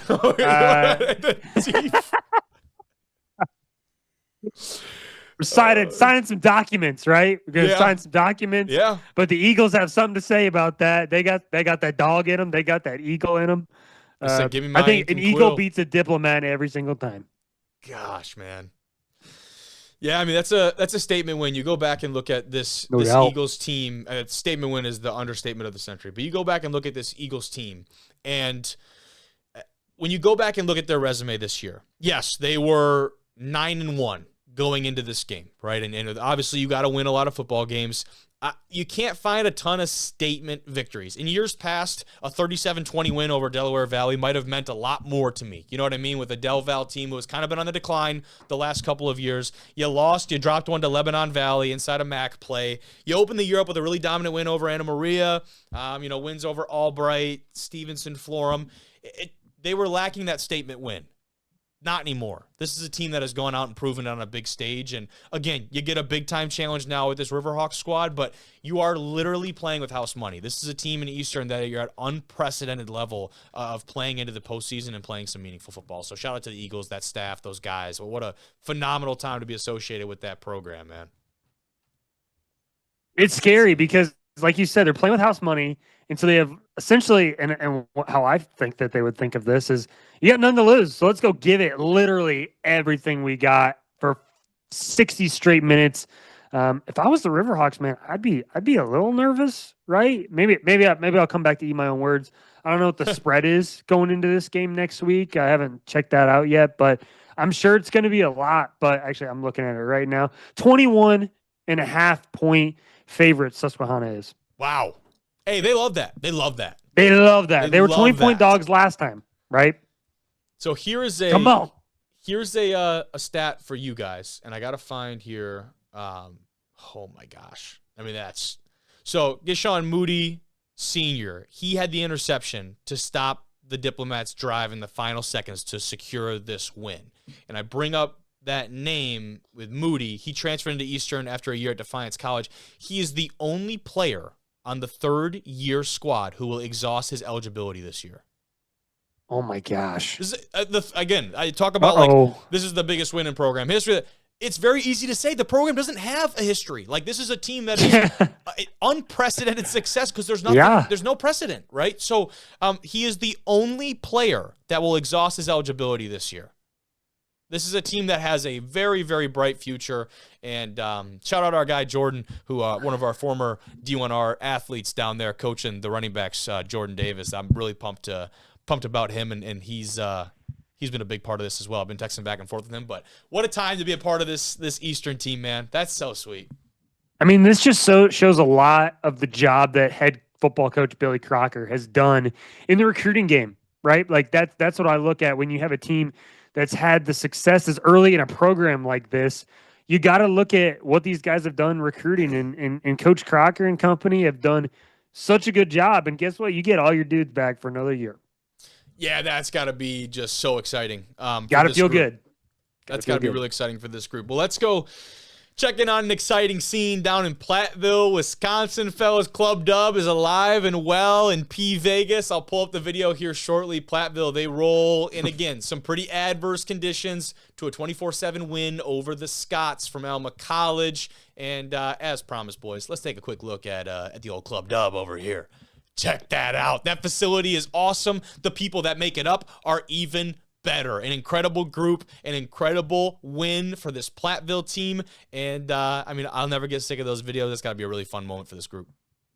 They know how to celebrate victories in Platteville. They know how to do like that scene right there. I remember when we lost at their place and they did the exact same thing. So shout out to those. Shout out to Coach Munns. Like both these programs, we've seen in person this year on Small School Saturday, and shout out to both these teams. They both played their asses off all season long. But man, seeing that Coach Munns jump around in there gives me some Vietnam flashbacks for sure. But I will say I watched a little bit of the post game presser. You could see the steam from their breath coming off. I'm pretty sure the post game presser was in the tent. Yeah, that tent, man. I think it was. If it's in that, hey, shout out to the Scots for going into that tent in conditions like that. Yeah. We had the Chancellor on, absolutely phenomenal human down there in Platteville. We got to get an away locker room built though. Yeah. Got to do something about that, especially when it's snowing and we got 12 let me ask you inches something, of snow. Seth. Are these a bunch of guys that look like they care about the weather? And they care about staying in a tent or staying out They get their on the own field locker and room, playing in though. a They blizzard? get their own locker room. They have a beautiful locker room down there. It's Look beautiful. at these guys, man. That's awesome, man. It's so cool. This. That is so cool. Those are the scenes from Platteville. That you see the snowbanks on the side of the field. That's what you got to look at, right? The snowbanks on the side, because obviously, shout out to all the grounds crew involved with making these games possible this weekend, because it took a lot of effort, a lot of individual efforts, and a big group effort to make all these games even possible for the teams like this that play in this kind of situation. But yeah, man, this is a massive win, safe to say, for this Platteville team. Alma, of course, struggling offensively, and this one they scored in the first half, shut out in the second half. Platteville 14-0 in the fourth quarter, and this team was just rolling in every way offensively. 200 yards on the ground, 200 in the air, really balanced. And Sicey didn't even have a crazy day. 3 catches for less than 40 yards. When one of your top guys and top offensive threats isn't even the main playmaker, that's how you know you got a good team with a lot of balance. Could be a dangerous going down the line. This is just another situation. Yeah. Go ahead, Jimmy. No, this U Southern kid has been really impressing me all season long. I mean, you looked at that video, he completed 21 passes in the snow. Like, pretty efficiently, too. 216 yards also. Like, guy's a stud, man. Like, they're coming in at 7.5-point dogs next week against Bethel also. Like, I think that spread's huge, man. I don't know. That's a lot of points for that. That's I pretty think it might be the disrespectful game of to the week Platteville. too. I don't know, man. I think that spread's more like 2.5. I wouldn't even. Like, Yeah, that. wow, okay. I'm with you. No, I I'm think with this you. game's gonna be within a field goal. It's gonna be a really, really good game. I mean, maybe we'll pick it or not. I think Platteville beats Bethel this week. Okay, guys, he's jumping the gun there. Let's talk about that Bethel team that you just picked against. For the record, the Royals, they don't skip a beat. Massive win over this Cohawk team, 51-26. We've seen Co with one of the more explosive offenses out of the ARC. Bethel has been unmatched when it comes to offensive output here as of late. This team has been clicking on all cylinders. Obviously, the phenom freshman running back or the phenomenal quarterback play from Cooper Drews. It's been across the board. And Rundell, of course, in the outside, a name you have to mention when you talk about his performance and his contributions down the stretch for this Bethel team. They get it done in a big way, and that's probably a big reason why that spread is so wide for next week.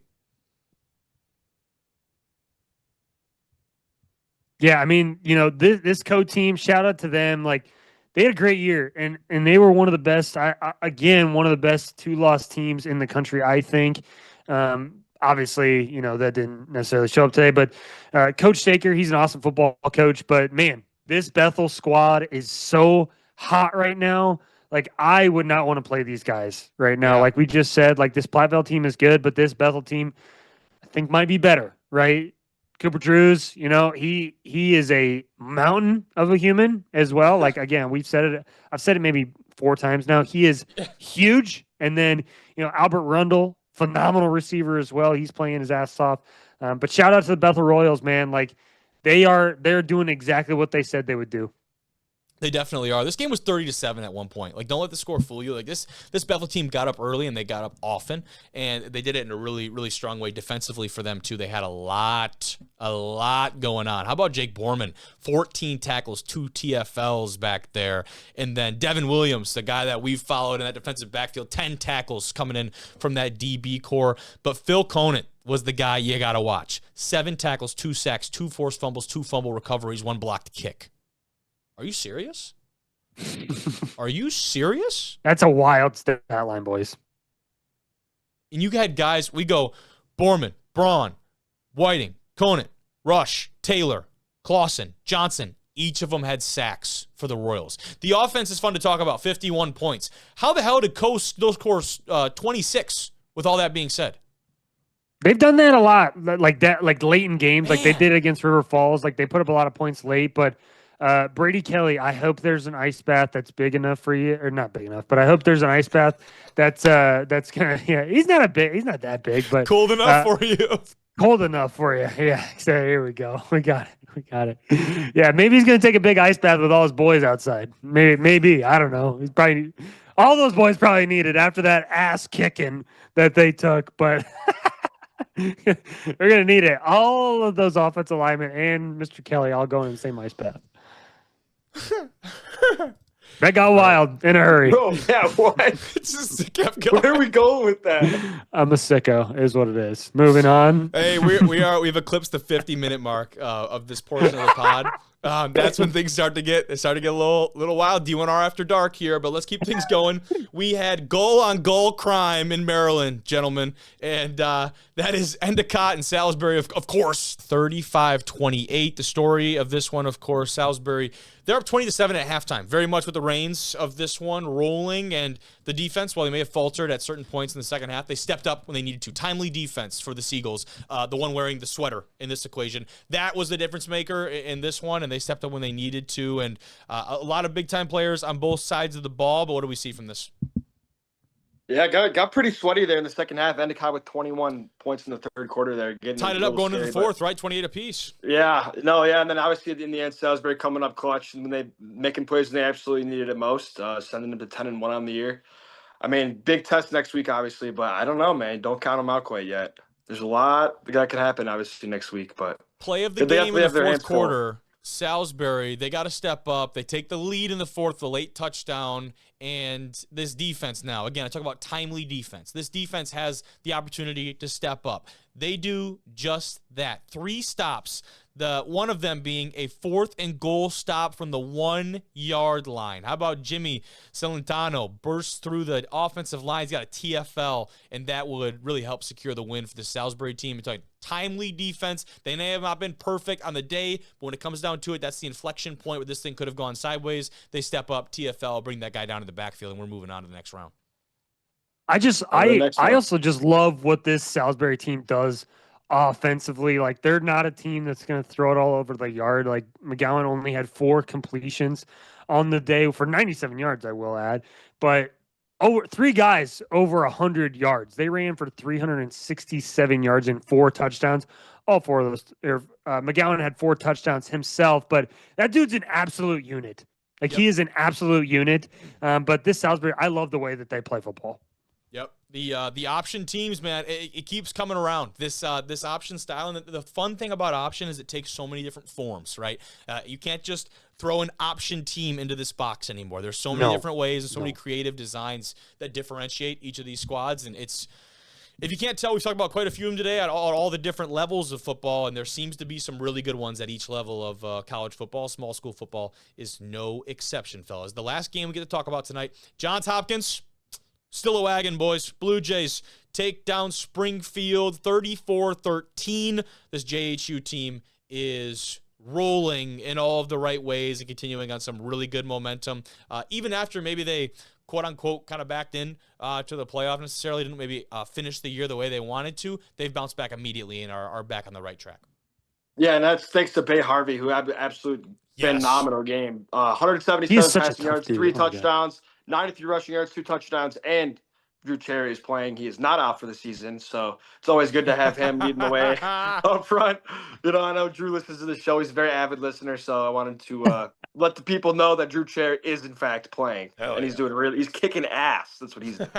Very, very happy about that. No, I was going to kind of say the same thing. Bay Harvey, you watch some of the videos that come out from this game, and this dude is just running people over. Like, he is just absolutely running people over. It's awesome to watch. Defensively as well, they got a bunch of guys with TFLs. Browning Trainer, he's got 3 TFLs, 12 total tackles on the day. Spencer Kramer as well had, a tackle and a half as well. So, this dude, very tough team. Harvey, big-time performance. He now becomes the career leader in rushing touchdowns by a quarterback with his 2. He has 22 to his credit. He is now tied with David Tomorrow, and so that's a big-time. You talk about, again, history of these programs. He's up there and now has started to cement his name. Coach Wadika now 4-1 in the NCAA playoffs as the head man of this JHU attack, guys. They're going to be tough to beat, man. Like, seriously, I mean, this is not any – I mean, they got tough games, obviously, from here on out. Everybody does, but Johns Hopkins, man, they are no slouch. I'm sure that loss late in the year pissed them off, and they're ready to go out and continue to attack this bracket.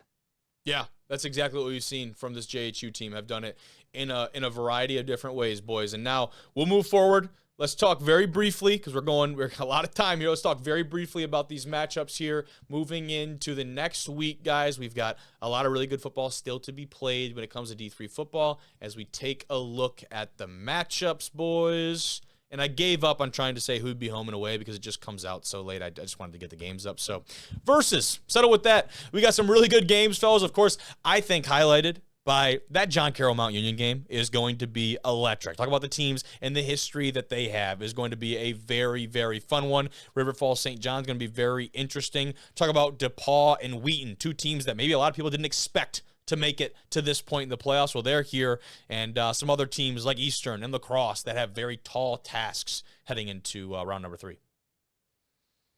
Maybe the craziest amount of just pure storylines going into this round of the playoffs, like top to bottom. I'm not going to go through every single one of them, but you got a top, crazy storyline, like teams that are making history, teams that just upset, teams that weren't supposed to be here, teams that have sucked forever but now are playing really well, teams that are supposed to be here and continue to play well. I love playoff football. I love D3 football. This is awesome. This is the greatest sport in the world. Especially this is the greatest time in the world to watch playoff football. Variety is the spice of life.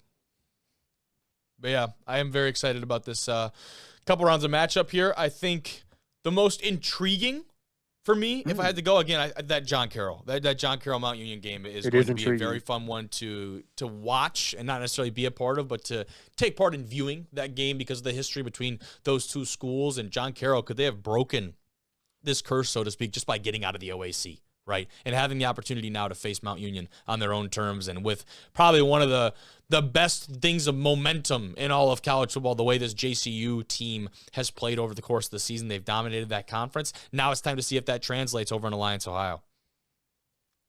I hope it does, man. I'm all for that. I'm all for it.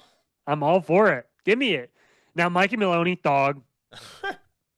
I'll say that. But it's just like, and then you look at the Berry Trinity matchup, kind of the similar deal here. Like, not necessarily the same deal, but like obviously a loss early for Trinity against Berry, but like you get a chance to go back and right the ship again. So I mean, yeah, there's just good matchups everywhere. There are. Thanks very much, fellas. Excited for this weekend. Appreciate you guys hopping on. Solid episode. Some really good football to talk about. NAIA football kicked off with some awesome matchups. We're going to start things off, Matt, with a really exciting one. The 135th all-time meeting of the Saints and the Orediggers. Montana Tech advances 31-21 win over Carroll College.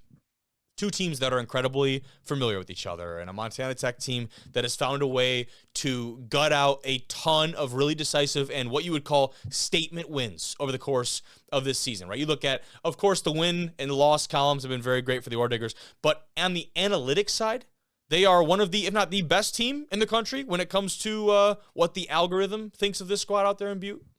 Yeah, algorithms, depending on what you look at. I know for SP Plus at the moment, they're sitting at 3 overall. Okay.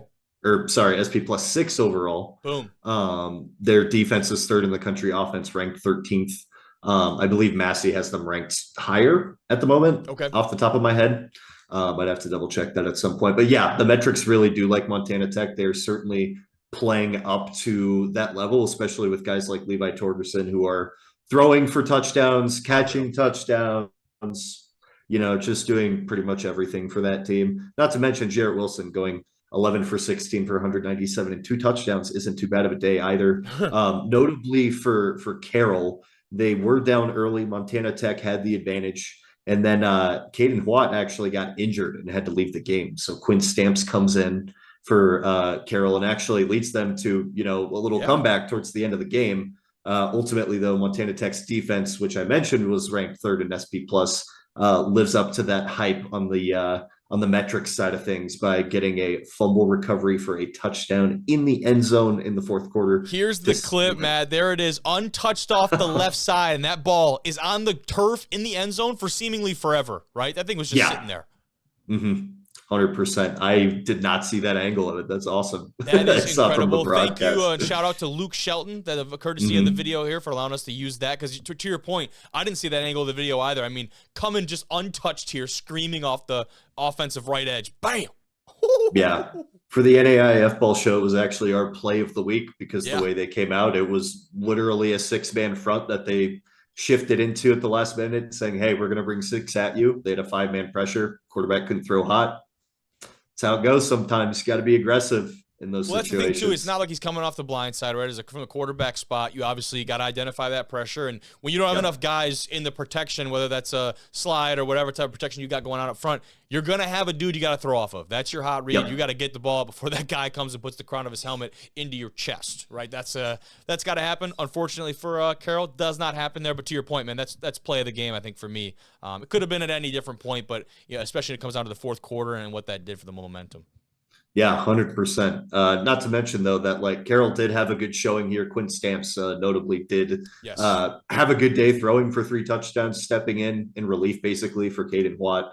And like I mentioned already, Levi Torgerson, a fantastic day receiving, 6 catches for 124 yards and 2 touchdowns. And that passing touchdown I mentioned, alongside on the other side of the ball, Carson Ochoa for Carroll, going 5 for 125 and 3 touchdowns. So there was a lot of fun stuff going on here, but ultimately Montana Tech takes it and moves on to the next round.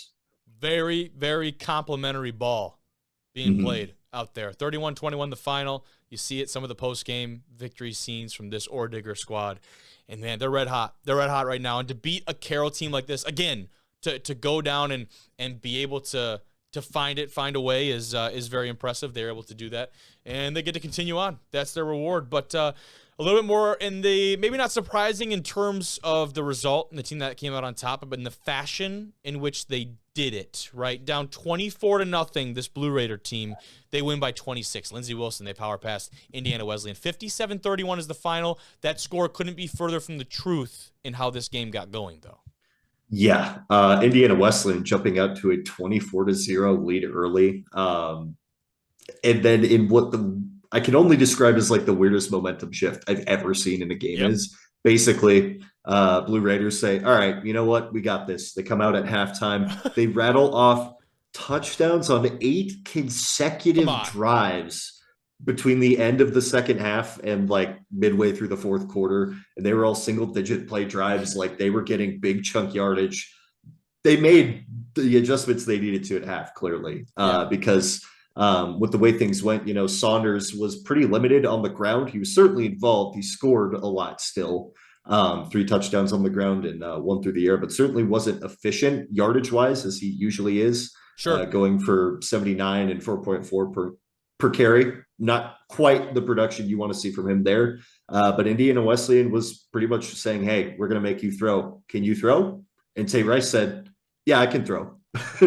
As he threw for 4 touchdowns on 22 for 35 passing, 382 total yards through the air. Super impressive stuff. And not to mention on the defense for Lindsey Wilson, Caleb Bridges with 9 tackles and 4 interceptions in what was offensively for Indiana Wesleyan, one of the most unfortunate strings of drives I've ever seen in the second half, going from interception to a punt to an interception to a fumble, eventually scoring a touchdown, and then 3 more interceptions to close out the game. All 4 of those interceptions in the second half.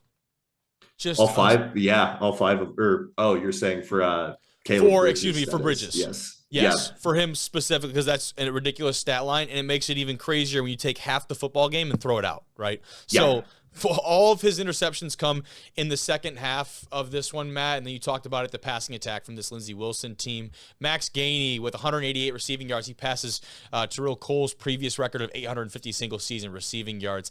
Gainey actively has 880, followed by Kia Sherrard at 842. So he is now the single-season receiving yard record holder for Lindsey Wilson University, lest to remind you here. And still got some football to play, too. So let's go ahead and add a little bit more onto that if you're this Lindsey Wilson team. And this is this team that I think has – I'm not going to go ahead and say they've flown under the radar. I think that would definitely be a disservice to this squad because they've had some pretty big expectations coming into this year. I mean, you're a top 10 ranked team in the country, but they've done it in a variety of ways, and this is just kind of adding on to that. No one expects to be down 24-0. It's ridiculous. And you mentioned the fashion in which they do this too. Lindsey Wilson, this is not a team, at least in this game, that was grinding out these long drives, these arduous possessions. They're hitting you, it's lightning in a bottle, right? They're hitting you with these big chunk plays going down the field and scoring in 2, 3, 4 plays on these explosive bursts as opposed to longer drives that we've come to expect from some of these playoff football teams. See if that can continue. Didn't look like they were playing in maybe some of the craziest elements compared to some of the other teams that we saw this weekend, right? So obviously had a part to play in that. But nonetheless, very impressive how explosive and how immediate the response was from the Blue Raiders.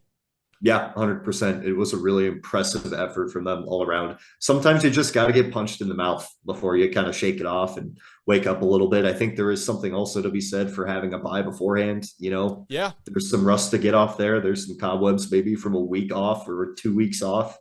So definitely makes things interesting for you.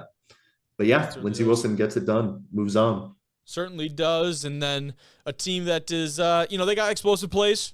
Not exactly their MO. That's the Falcons, of course, over at Friends to keep it rolling. 53-36, the win over the Statesman, William Penn, Matt. And game kind of lives up to the billing. And, with Loring and company and the offensive backfield for William Penn, we knew their offense wasn't going to be counted out, right? This is a team that can go head-to-head in terms of scoring points.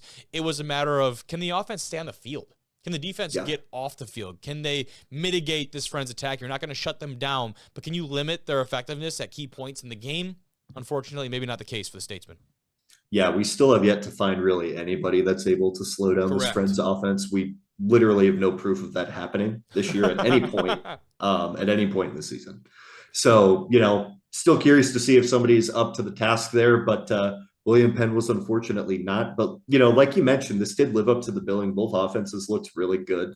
It's just a matter of William Penn not being able to score pretty much on every drive. That's what it comes down to, especially with how the Friends rushing attack played. I mean, you have Cavante Baker doing his usual thing, running for 3 touchdowns, throwing for a touchdown. Nadarian Sykes going for 119, 9.9 yards per carry. Destin Loring on the other side, though, like we mentioned, that rushing attack for William Penn's good too. He had 32 carries for 175 and a touchdown. But the big thing with Friends that we've talked about is limiting turnovers on their side. That's exactly what they did. They had 0 turnovers and they forced 4 on the other end on defense.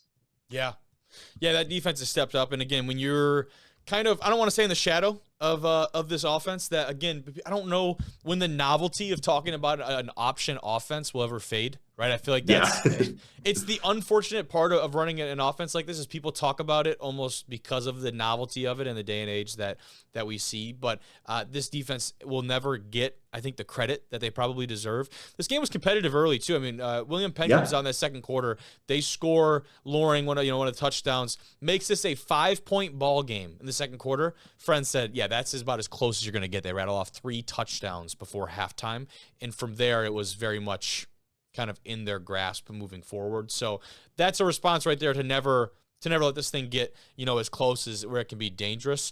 And the quote here from Coach Terry Harrison from Friends, he says here, anytime you can host a postseason game and have success and start making school history to advance further than anyone's ever done, it's exciting. We have awesome players, awesome young men who are elite people, and to see those people have success is the most fun of all. Very well said from a group that is obviously having a ton of success this year under his leadership. And the Cavante Baker story is one of the most interesting and best in all of college football. Friends started to air it out, 72 yards through the air. Will we see more of that this coming week or what? Yeah, probably. I'd expect it. We're trending in that direction. Yeah, maybe. I mean, 3 whole pass attempts. That's big time. I know it. 42 points in the first half. That's just unreal. Absolutely that second quarter ridiculous. Explosion from them is the ability to separate themselves and to keep themselves away from these tricky games. You see teams. Shit, we saw Grandview even at a couple points throughout this year. I think go back to Peru State, was it, right? Mm-hmm. Where they're in a couple of these games and you're like, okay, hey, the girl tapping on the glass in Nemo, like, wake up. Wake up. Here we go. Let's get something going here.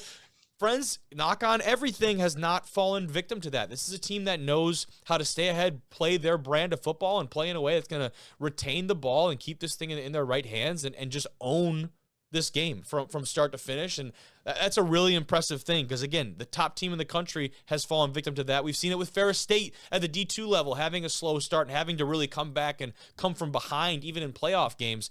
Friends does not fall victim to that at all, I don't feel like. No, they haven't really faced that this year. Even the games that were quote unquote close for them are still like 3-4 possession wins. Yes.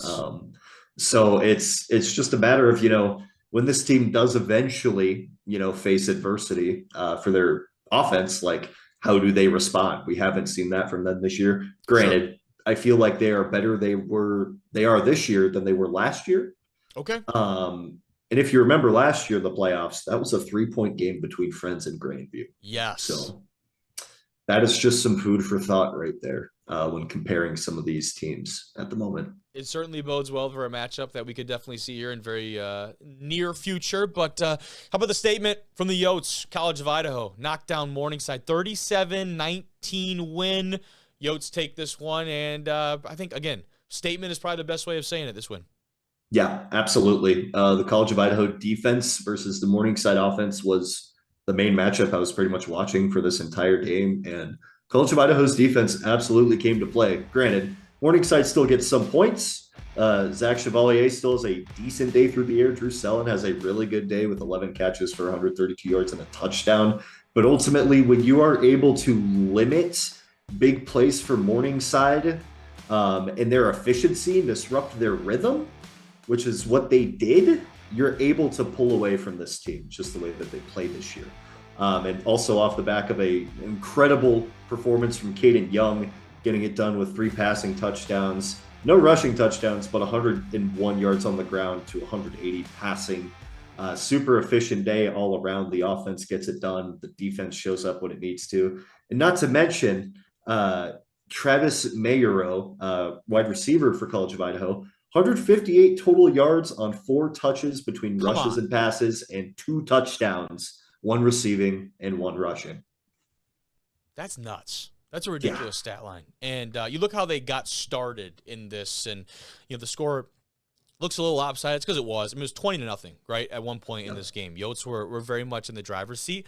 They weren't taking any chances or leaving anything to chance, right? They're talking about capitalizing on all their possessions. They weren't necessarily risking it and going for these big touchdowns. They're settling for field goals, which in this way, it works. Josh Horn, 3 field goals and a couple more explosive plays. Excuse me. This is a team that knew you got to get points on the board to come back and I guess prepare for what you knew was going to be an offensive explosion from this Morningside squad who lived up to that billing, right? They score with 8 minutes and 20 seconds left in the fourth quarter to make this a 4-point game, 1 possession, and at the end of it, was really more competitive than the score might make it seem. College of Idaho, they score with 12 seconds left. One of Young's touchdowns on the day. That was a 7-play, 69-yard drive that ate up the last 4 minutes of clock. Not usually how the 4-minute drill pans out, right, Matt? Is that grinding the clock out and we go for a 20-yard touchdown pass to seal the deal? Yeah, I mean, if awesome. if they give it to you, man, if it's open, you got to take it, right? Because everyone and their brother is expecting you to just run the ball between the tackles, get the last 12 seconds off the clock. How about we put 6 on the board and make this thing look a little more convincing?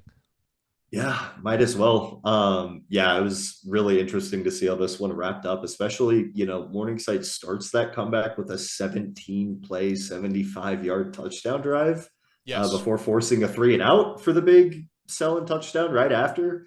It got very scary very quickly in the fourth quarter, but College of Idaho is able to hold on, and like you said, that last touchdown kind of putting the exclamation point back on it, probably putting it back where they would like it to be from how the rest of that game went. Sure, because that's how it felt early on, and then it starts to get interesting. Hey, let's remind people we were actually the better team today by a pretty large margin. Yeah, I was just super impressed with the defensive effort from the Yotes because, like I mentioned, Morningside's offense is just always putting up 500-600 yards a game. That's their MO. And they were able to limit that. Bend don't break from College of Idaho ultimately gets it done. And I'm going to misquote the tweet that I saw. But this is the first time the GPAC has not won a playoff game in, let's just say, a long time. It is crazy, but I think you're right. Long it's very time. Unfortunate. Yeah. Right? And Dort, obviously, kind of the new player on the block when it comes to, the usuals from the GPAC representation that we've seen with Northwestern and Morningside, who have been dominant when it comes to postseason football, but nobody able to get the job done in 2025. So tough look for the conference, but obviously still a lot of really good football being played over there. Let's go down south. Kaiser, they win the Florida rematch, 44-16 over Southeastern. This is a game that at certain points I thought would be a competitive one, but man, when you look at the numbers on this, you look at what Kaiser did, 480 yards to 259 total. They did what they wanted through the air, and this Southeastern offense was totally handicapped, it felt like. And, a lot of times it feels like maybe a big defensive play here or there would have done it, but no sacks for either team. I mean, these quarterbacks doing a decent job of taking care of the football. It's wild to see this level of domination from Kaiser over a Southeastern team that I'll be very honest, thought would keep it a little bit more competitive than what we saw on Saturday. Yeah, and that's sometimes the downside when you face a team a second time in a season is that sometimes the other team just scouts you better. Like they have better evaluation of the film from the last time. They have a better game plan going into it. Maybe they didn't do some things in the last matchup that they're able to do now. Just all those factors that play into it. I know it's hard to beat a team twice in a row, but I feel like in college football especially, we see that to not really be the case. Correct. And this is a prime example of that, I feel like. Yeah, and we talk about earlier in our D2 talk, man, we had 2 teams that played each other 3 times this year, if you can believe that. Sure. Benedict and Albany State, they're both in the SIAC. They played in the regular season, they played in the conference championship, and they just met again in the playoffs. Albany State won all 3. Whew. Yeah, Unreal.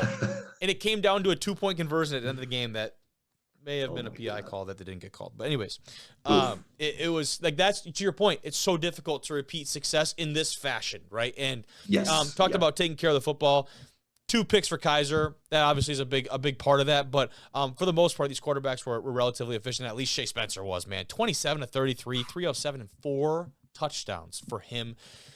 Massive performance. He continues to stack those. That's very important for this Kaiser team. And unfortunately for Kaiser, one of the biggest stories for them going into this weekend had nothing to do with their play on the field, right? Their head coach, and more notably, the absence of their head coach, is what a lot of people were talking about. Of course, I am referring to here Coach Miles Russ. This is the quote, and kind of replying here to Coach Russ's absence. He says, and I'll just go ahead and read it for the people listening. This is the head coach of the Kaiser Seahawks, a team that has been prominently one of the best in all of NAIA football. And when their coach was absent, he felt like they needed to make some type of announcement on social media. And he says here, "Hello, Seahawk Nation.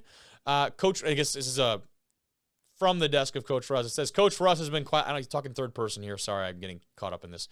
"Coach Russ has been quietly and bravely battling a severe medical emergency with God on his side. He is currently on the path to recovery and healing. We have a journey ahead of us." Coach Russ wants to be very clear. It is by the grace and mercy of God he's still with us. Wants everyone to know their thanks and prayers have been felt immensely. We're hopeful and confident, and his strength and patience will recover. He is a living testimony of God's will. We'll continue to praise him. And continues to go on to state that he will participate in an interview with more details at a future date. He'll be watching and cheering on the Seahawks as they head into the playoffs. So all that to say that as we see and know he's doing well, our thoughts are certainly with him and this Kaiser family. Hopefully he is in good spirits along with good health. Imagine the spirits part is taken care of after a big dub on Saturday. Hopefully the health follows. Yeah, absolutely. And it's really hard, not just with the entire situation around your head coach not being there, but at this point in the season, it's an emotional game that's already emotional from the playoffs, and now you're adding this to it. It's hard for teams to deal with. And I think Kaiser, from what we saw this weekend, like they are managing okay. They're doing just fine for now. But yeah, prayers out to Coach Russ. We hope you're doing well, man. It sounds like you are. But keep fighting the good fight. So, absolutely. A team that did not necessarily have the wire-to-wire win that some were expecting was Benedictine. You're down 17-7 at the half, but this Ravens squad, man, they rally. The defense pitches a shutout in the second half. 21-17 is the final over a Campbellsville team out of the Mid-South that has, I think, shocked some people in 2025. Fair to say? Yeah, absolutely. They climbed very quickly up the rankings, and they stayed there. And even in this loss, I feel like they proved that they belonged. Sure. Especially when you go up 17-7 at halftime on a Benedictine team that, besides a loss to Grandview, has looked pretty much unstoppable all season. With the weather, it was definitely a factor. It wasn't snowstorm, but it was cold. It was windy. Notably, you could tell by the way the quarterbacks played. Between Engel and Dooley, no touchdowns thrown. Yeah, not the usual day for my guy Dooley, man. 95 yards and a pick on 8 completions. That is very unlike Jackson Dooley, but, a dub is a dub. Yeah, absolutely. A dub is a dub, and it was off the back of Ugorji and Witherspoon, the running back duo for Benedictine, getting it done. 23 carries for Ugorji and 126 yards, and for Witherspoon, he had 14 carries for 111 yards and 2 touchdowns, including the one at the very end on a 17-yard run that would eventually put Benedictine ahead and give them the 21-17 win. On the other side, Trey Bass, it really should be mentioned, the fantastic season he has had. And he showed off with 23 carries, 189 yards, and a touchdown on the ground to boot. Certainly not the way you want to go out with the loss, but man, what a career, what a season for him. Yeah. Being able to finish it off that way. And potential play of the game, we're talking midway through third quarter. Ben Gillian comes through, blocks the punt, picks it up in the end zone. That makes it 17-14. You talk about injecting life into this team at a juncture in the game where that was sorely needed. He steps up. The special teams, that third phase of the game, ended up honestly being the difference maker, right? You talk about no one else scored in the third quarter, and that game winner, like you said, later on from Witherspoon in the fourth quarter ended up being the game winner, so to speak. But that is such a turning point for this team and in that game. Pretty massive deal. That duo, 233 yards out of the backfield, dude. That is awesome. That is that's tough to stop. It's good stuff, man. It really is.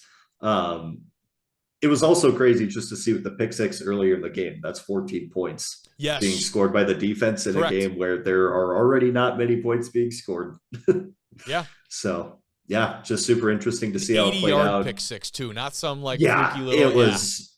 We're talking red zone to opposite end zone.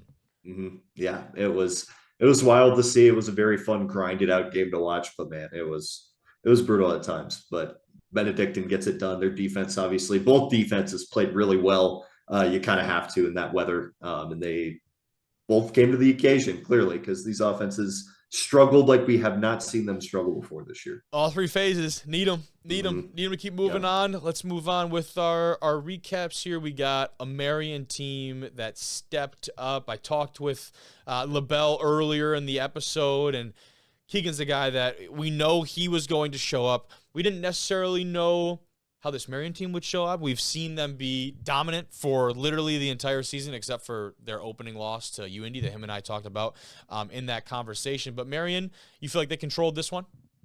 Yeah, I think for 75% of the game, they really controlled it. Dort, much like Morningside, had a late fourth quarter surge. They definitely missed Colton Cruz during this game. Noah Strickfade ultimately gets it done like towards the end of the game, passing for a couple touchdowns on some big moments to bring it close. But Dort's offense wasn't nearly as efficient as we typically see it. Strickfade also throwing for 3 picks, I think, is notable there. But Keagan La Belle, man, for Marian, absolutely shown up. We talked about him at the beginning of the season during the preseason. Showed up in the playoffs in the weather conditions. We mentioned if Marian's going to make a run, it's going to be off his back. And with 27 carries for 138 yards and a touchdown, that's certainly performance worthy of that comparison. It definitely is. You see the those stickers on the helmet? Those are sweet. Was not familiar with Marian's helmet game. That is awesome. No, it's good stuff. They do some pretty cool uniform stuff. Yeah, the gold, navy gold combo is kind of a layup. Like it's such an easy look to nail, I think, especially in the white, right, with the snow and everything going on. But what is that? Do you have any idea what that emblem is? Like the script Knights is pretty sick in general. Then you add on those gold stickers. I also just love a chipped, beat to shit helmet because there's nothing, nothing that screams football guy like a helmet that's got more paint chipped than stickers all over it. I love that. Yeah, I'm not entirely sure what the stickers are. They look like axes. They are. Like I think you're right. Axes. Yeah. And you've got what's got to be the Indianapolis, not Chicago. That's a terrible slip up. Indianapolis kind of skyline there on the back of the helmet. Yeah, it's sick. Those are some very fun details. I like that. Really Absolutely. sharp, dude. Yeah, no, that's again another statement win for this team, and I won't say too much more about it because I had the chance to talk with Keagan about that win and kind of about this trajectory of this team, how they continue to trend upwards going into the playoffs. Eventually, if they continue trending that way, they'll have to meet with Grandview, the Vikings. They do it again, 62-20 over St. Francis. Kind of expected this one to be pretty one-sided. What did you see, and how did that live up to the expectations?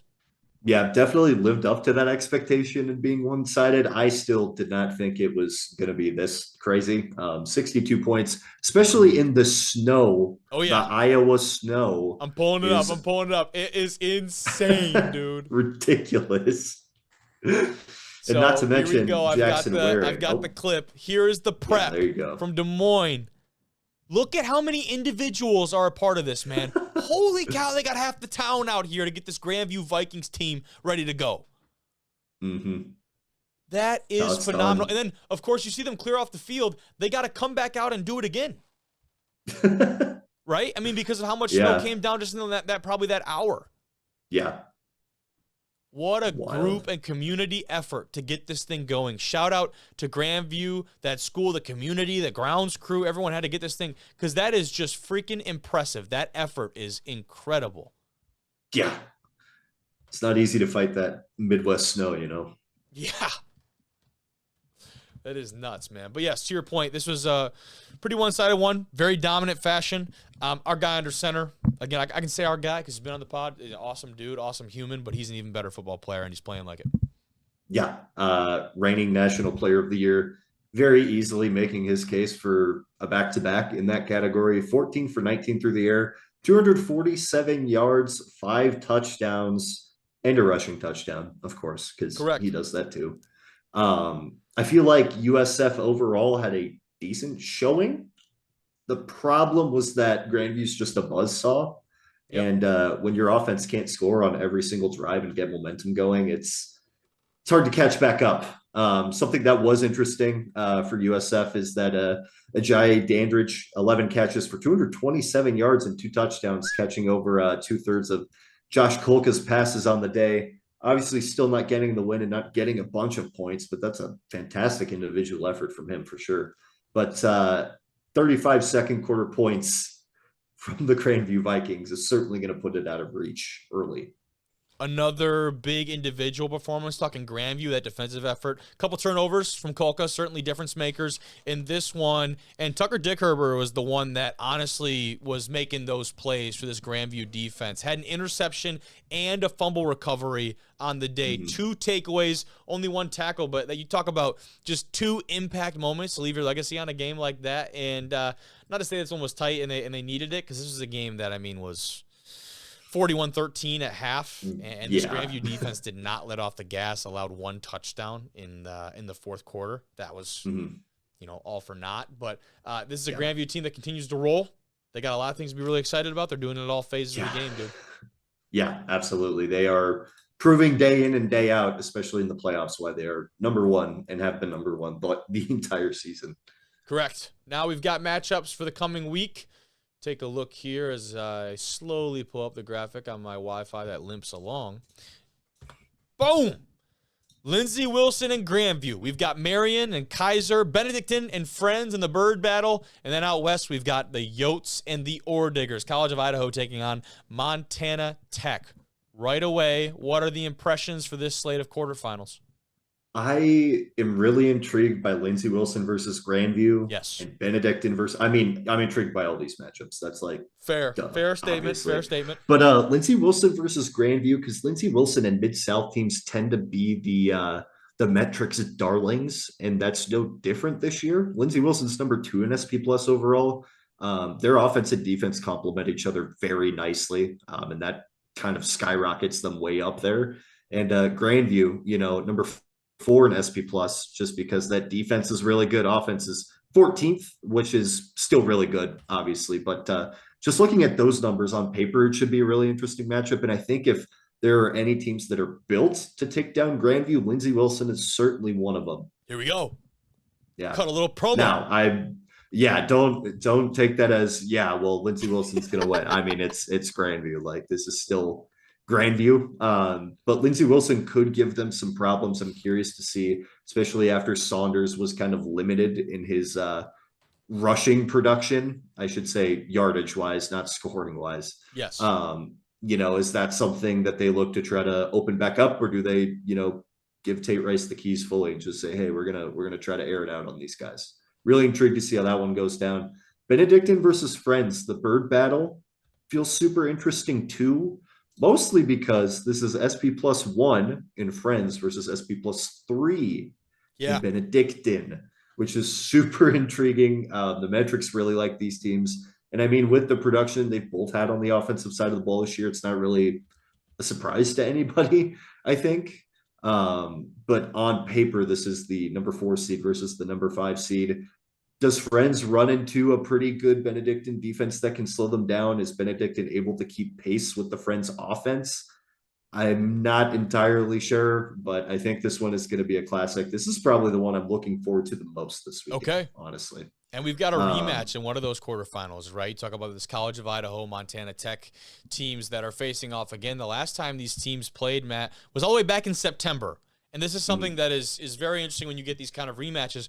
We could be talking about 2 very different teams than just a couple months ago. That was a 27-24 win for the Ore Diggers in what was one of the more, if not the most competitive game they've seen in 2025 against the Yotes. And that bodes really well for some really good football. But all that to say, 2 teams that have seen each other. Game was fantastic the first time. Certainly will live up to the billing a second time. It's also the second home game that Montana Tech has had against the Yotes in the same year, which is kind of wild itself. Yeah, it's familiar at least, right? Like Definitely. you've Definitely. been Feels like there they've played earlier just a everyone couple west months of the ago. Mississippi, but Yeah. can only play as as many teams now. Some pretty wild travel, trips being a part of that. Of course, Marian making their way down to Kaiser. That's going to be an interesting one. Kaiser's offensive attack certainly something that leads kind of the narrative nationwide. But this Marian team, 24 interceptions on the year. This is a team that has been very disruptive in the defensive back end. They do a really good job of limiting the rushing attack. Passing yardage-wise, maybe not incredible. They're averaging just over 200 a game, letting that up defensively, which is not bad. They only allowed 16 passing touchdowns on the entire season. This is a Kaiser team that we have come to see could score 4 or 5 on any given Saturday. Yeah, that secondary is going to have to step up huge against the Kaiser offense, especially with Shea Spencer peaking in his current form. I mean, he is playing absolutely lights out, especially after how the national championship went for them last year. They want another shot at it, and it's very obvious that they're hungry. Obviously, with the coach situation, that's something to consider, but these guys are playing like their hair is on fire right now. Well, yeah, you can take that one of two ways, right? Like you have a coach that, all of a sudden is unfortunately unable to be with this program, be on the sidelines for those games. You could be, oh, woe is me. I tell you what, 95% of teams in America are going to be like, we're doing this shit for coach. Like, let's band together and absolutely go out here and dominate, because that's exactly what coach wants to see from us. And also, we want to keep winning, because at some point, you hope that his condition continues to improve. He's going to be back here with us. The only way that happens is if we keep winning football games. So it's an unfortunate deal, but man, tell you what, that can be one of the most binding things from a team perspective to play for a common cause and a common person in this instance for this Kaiser team. Yeah, absolutely. Can be a rallying point for them. But not that they even needed to. There's nothing to rally necessarily from, right? Like that's the crazy thing. It's already the playoffs, but just the little added extra step there. But I mean, Marian's still a good football team. I don't think we should count them out of this one. Keagan La Belle, like we mentioned before, if they're going to go far, it's going to be off his back, and that is proving to be the case. He's already shown it. They're going to need him again because Kaiser's going to be ready to go, like we mentioned.